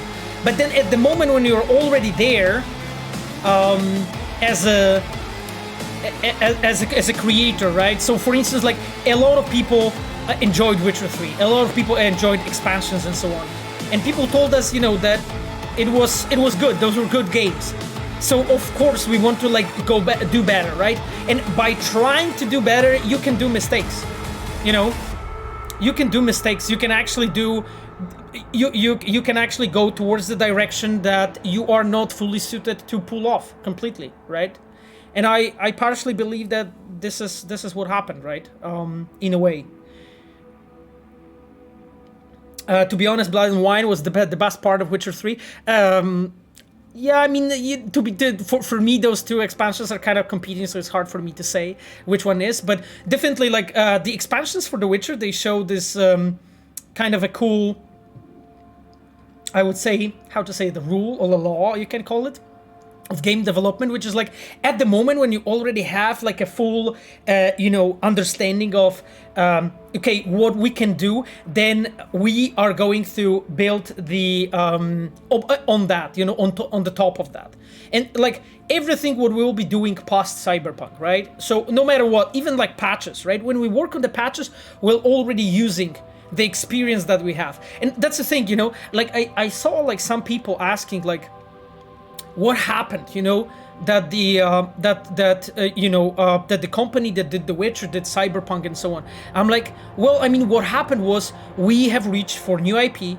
We have tried to learn as much as we can. We have tried to like, really, our goals have been super ambitious, you know, and I don't really feel that you, like, the players and journalists, fully completely understand how difficult it was to make this game. I don't really feel, and you know, I'm not saying that you guys should be like giving us more credit for it, because you should demand a fully functional, well done game, and that's your right. The thing what I'm talking about is more of an acknowledgement, you know, that was a very difficult game to make, a very ambitious one. And we have tried to pull off as much as we could on all the fronts. And I think that a lot of them we have done it, and a lot of them we still need to improve. And like, I think that you will see it, you are already seeing it in the patches that we are moving towards the direction and improving. What is the thing you want to do better now with the experience you gained over the past couple of years? Oh God. There's like so many things that I would love to do better, to be completely honest with you. The list would be long, I think, like in general. And I'm not talking about Cyberpunk, to be completely honest here. I'm talking about myself as a creator, but also like us as Reds and so on, to just like be able to do better. One of the things that I definitely want us to do better is to learn how to make the games more neatly connected and like make things like scenes, quests, and open world better flow together.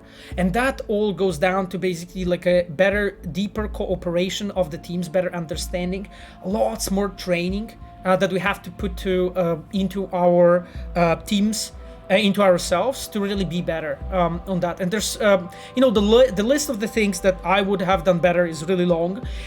But that's the thing, I have thought the same thing about Blood and Wine. I have thought the same thing about Hearts of Stone. I have thought the same thing about Witcher 3, and about Witcher 2, and about Witcher 2 Enhanced Edition, and all the games I worked before. That's the thing. Every time when you're like working and building something, like I'm today, because of the experience I have, I'm already better than I've been yesterday. That change is very small. I don't really see it, right? But that change happened. And the thing is, for 5 years working on Cyberpunk, for 10 years of being in Red, for 16 years of being game dev, I learned so much stuff that, it's just like when you're opening a door and sometimes you just like, you try to open a door to some, let's say a gap or space of knowledge. Let's say like in this project, I learned so much from our cinematic designers, how to build scenes, how to do good, well-structured narrative. And even though I thought I knew that, in the past, I learned so much more about this on Cyberpunk. So that's the thing. You're just improving every day when you're working and learning.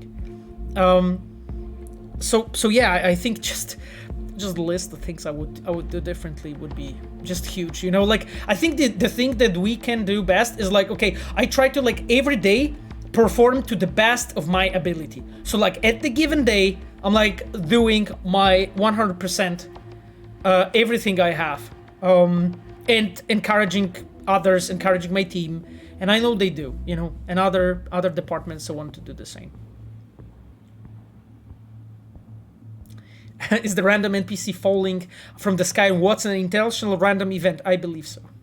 I actually believe so. This is not something that Quest team has been working on, so I'm not fully, completely aware about everything there.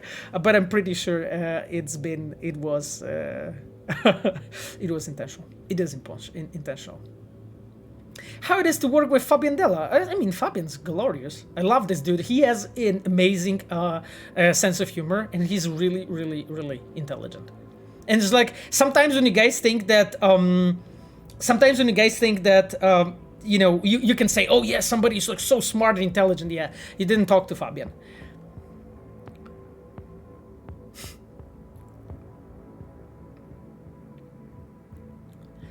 What would be your tips for quest design in a horror game without combat? So it's not repetitive. Well, I mean, what I would do, I would look into different like narrative pieces that you can use and structure it differently. Because the thing is, like, there's lots of really good horror games out there that are doing the horror elements without combat. So first, I would do the research and I would check, okay, what you can do there.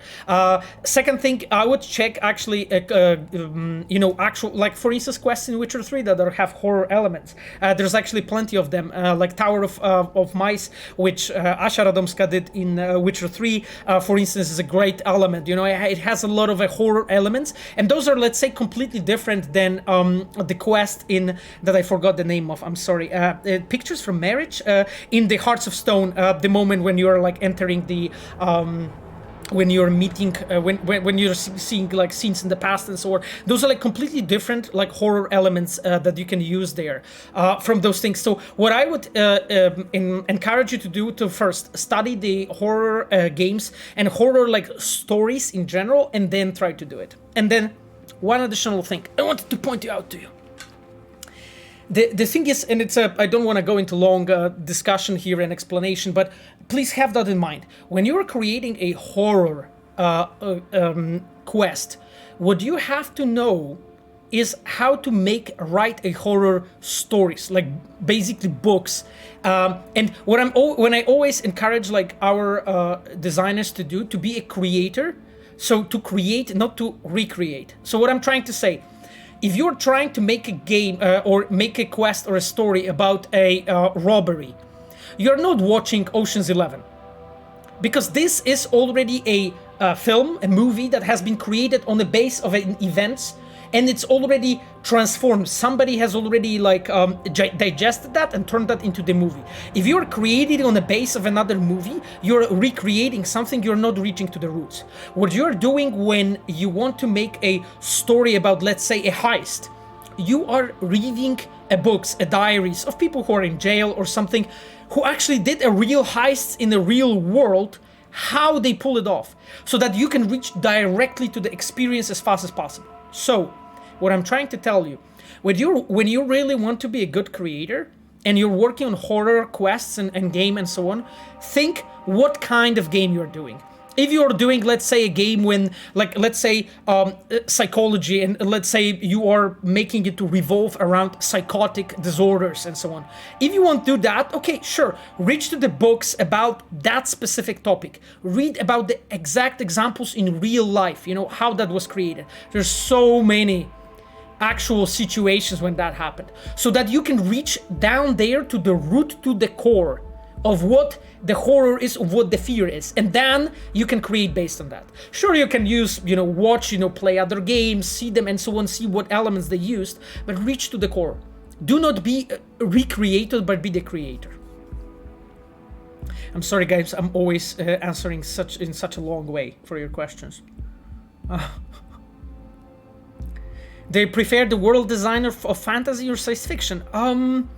Well, I mean, honestly, for me, the world design for science fiction is so much more difficult than fantasy.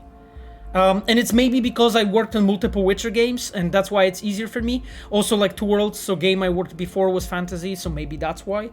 However, I find it like so much easier than working on sci-fi, because it required me to just like delve into so many new sources and try to grasp you know, what it actually is, and then start building it. And you need to pay attention to so many things, because in fantasy you are already relating to the experiences of humans in medieval ages, sort of, right? In science fiction, you need to make it believable for people today, right? And right now we have so many inventions already, you know, nanobots, and you know, every day there are like inventions things being discovered that make it very that make it difficult and hard, you know, to really create the world that is completely fresh in a believable way. So yes, I find it absolutely, it's such a different challenge. Guys, we will be slowly wrapping it up because we are already at the time, you know. 11:40, it was 3.5 hours of stream. It actually felt like 3.5 minutes for me, at least. So it just got really dark outside really fast. I don't know what's going on. Oh God. Okay. So the next stream, we are seeing each other in a week, the same time, 8 p.m. CST, so Standard European Time, Polish time, and I'm going to stream for 3.5 hours. What we'll do? We'll do the quest in Lizzie's with Judy and Evelyn, and then most likely we are going to move to the Maelstrom and do the pickup. So I'll do my best. Okay, guys, let's wrap this up. Do you have a couch and TV behind you? That is correct. That's my living room. Okay. Thank you all for showing up. I really had fun, to be honest, with talking to you. Now, shout out to our mods that have been with us for all that time and stayed with us. Right now we have Ayano, who's our UR producer. You have her linked in my recommended streamers, and you have also Sapphire, who's our moderator, and that's my girlfriend. So thank you for our amazing moderators for helping today as well, to just make sure that we are all enjoying this time in a good atmosphere. Okay then. And thank you for all the Reds that decided to come over. I'm always really excited to see you guys. I'm right now seeing still Michał Zbreźniak, our cinematic designer, and Miles, our level designer, on the chat. So thank you so much, guys, for being here and for staying so long. It's really awesome that you guys decided to come over. And yeah, and I'll keep on tracking more reds and giving them the VIP status, so every time when they are here, we'll try to see them and spot them. Anyway, that was a really awesome time. See you then, and have a wonderful night. Goodbye.